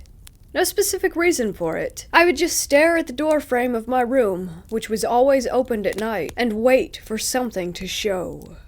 I never even liked horror movies, and even now at 21 I avoid them because I know they freak me out, so I don't believe that the fear came from the movies. The thing is, I moved to a different city when I was 18 years old and changed a few apartments until now, and in every single one of them, I felt chills. Everything is fine, and then comes a certain time of night when it's like the energy in the room changes, and I have a feeling that someone is watching me. I always believed that if I could convince myself not to believe in spirits, or that the paranormal is real, then I can escape from that, and nothing weird will happen to me if I don't believe or give it attention. Am I right? But here we are. I started to think, what if the cold, watching feeling and fear I get every night is related to some childhood trauma that I might not remember? Fast forward to today. My boyfriend and I moved back to his parents' house after the lockdown. We have a separate upper apartment for ourselves, and no one but him ever lived there. We have spent so many months and nights here before, and really the apartment never gave me any chills. Until the last month or so. So lately I have this really bad vibe in this place, especially at night. It can be dark outside around 6 p.m. or 10 p.m. and everything is super. Then there just comes this time, after midnight, when the air in the room changes and I feel like something negative has entered. The whole energy is negative, and the feeling of someone looking at me returns. Most of the time I'm scared to have my eyes opened, that I might see something. He doesn't feel the same thing and says it's because of the stress and anxiety. And true, it might just be paranoia, and I'm going crazy.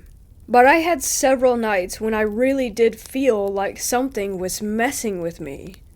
I would wake up with the sensation like someone had pushed me, and my boyfriend was dead asleep.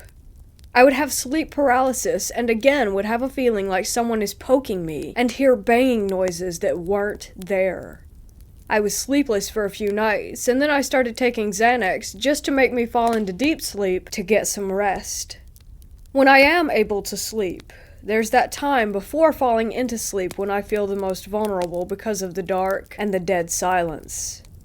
There are radiator noises and downstairs noises, which, by the way, are loud footsteps even in the middle of the night. And sometimes I would ask them if they were awake at the time, and they said they were sleeping. But still, I kind of comfort myself with the idea of it just being normal house noises. The worst thing is going to the bathroom at night. I have bladder issues, so it's normal for me to go at 1, 2 a.m. Don't know why, but I noticed this pattern. And often, I'm just terrified. I use my phone as a flashlight and practically run there. If I can hold it, I do, because that's how scared I am of the negative energy in the air. I'm so afraid of seeing a shadow or a face staring at me.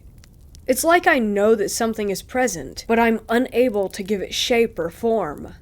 Sometimes it's like I can sense someone's breath on my face.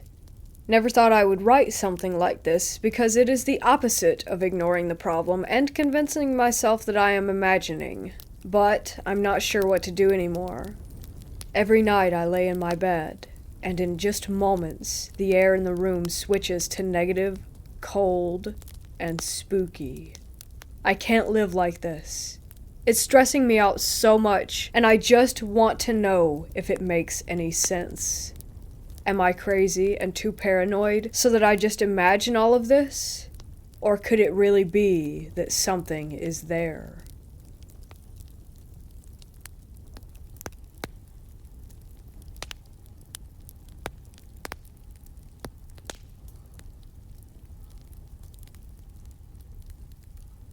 My wife and I were camping last night in Blue River Reservoir in Oregon. We camp here often and decided to explore up FSR 520 and found a cool, abandoned bridge far back in the woods over Cook Creek. The spot was beautiful and we were set up over the river on this long, abandoned bridge. If you've ever been in the Oregon woods, you know that they can give off a creepy vibe, and this was no exception. But it really was a dream campsite. Being 40 feet directly over a river while on a bridge with limbs growing everywhere over it isn't your everyday spot. I'll throw in for background that there was no one within at least 3 miles of us, and we had to hike our way in, approximately 1/10 of a mile from where we had parked. We explored around the area for a bit, and didn't come across anything out of the ordinary besides a pair of shoes and a name, Mona, written in ash on a rock of the fire ring. While we were sitting by the fire, I noticed a very bright flash of light over the river and snapped my head up, but didn't see anything. A few moments later, I was paying closer attention and watched a ball of light float, even with the bridge 40 feet in the air, from one side to the other in the woods over 50 feet. The light was very blue. My thought at first had been somehow that headlights had come through, but I would have heard a car and no man-made light could get to us in this isolated area. This blue light was unlike anything I had ever seen. I mentioned it to my wife, but didn't want to freak her out, so I dropped the subject soon after. Later that night in the tent, we had the mesh lining up where we could see outside. My wife gasped and watched as the same blue light floated at the end of the bridge 30 feet away and hovered in the air. After a good bit of time, it shot off into the woods. It being late at night, we were obviously scared of someone's headlamp, but it shot away 40 times as quickly as any human could go, and we saw nothing attached. Our dog left the tent and stared at that exact spot for the next 10+ minutes, while also peeking down the side of the bridge very seriously.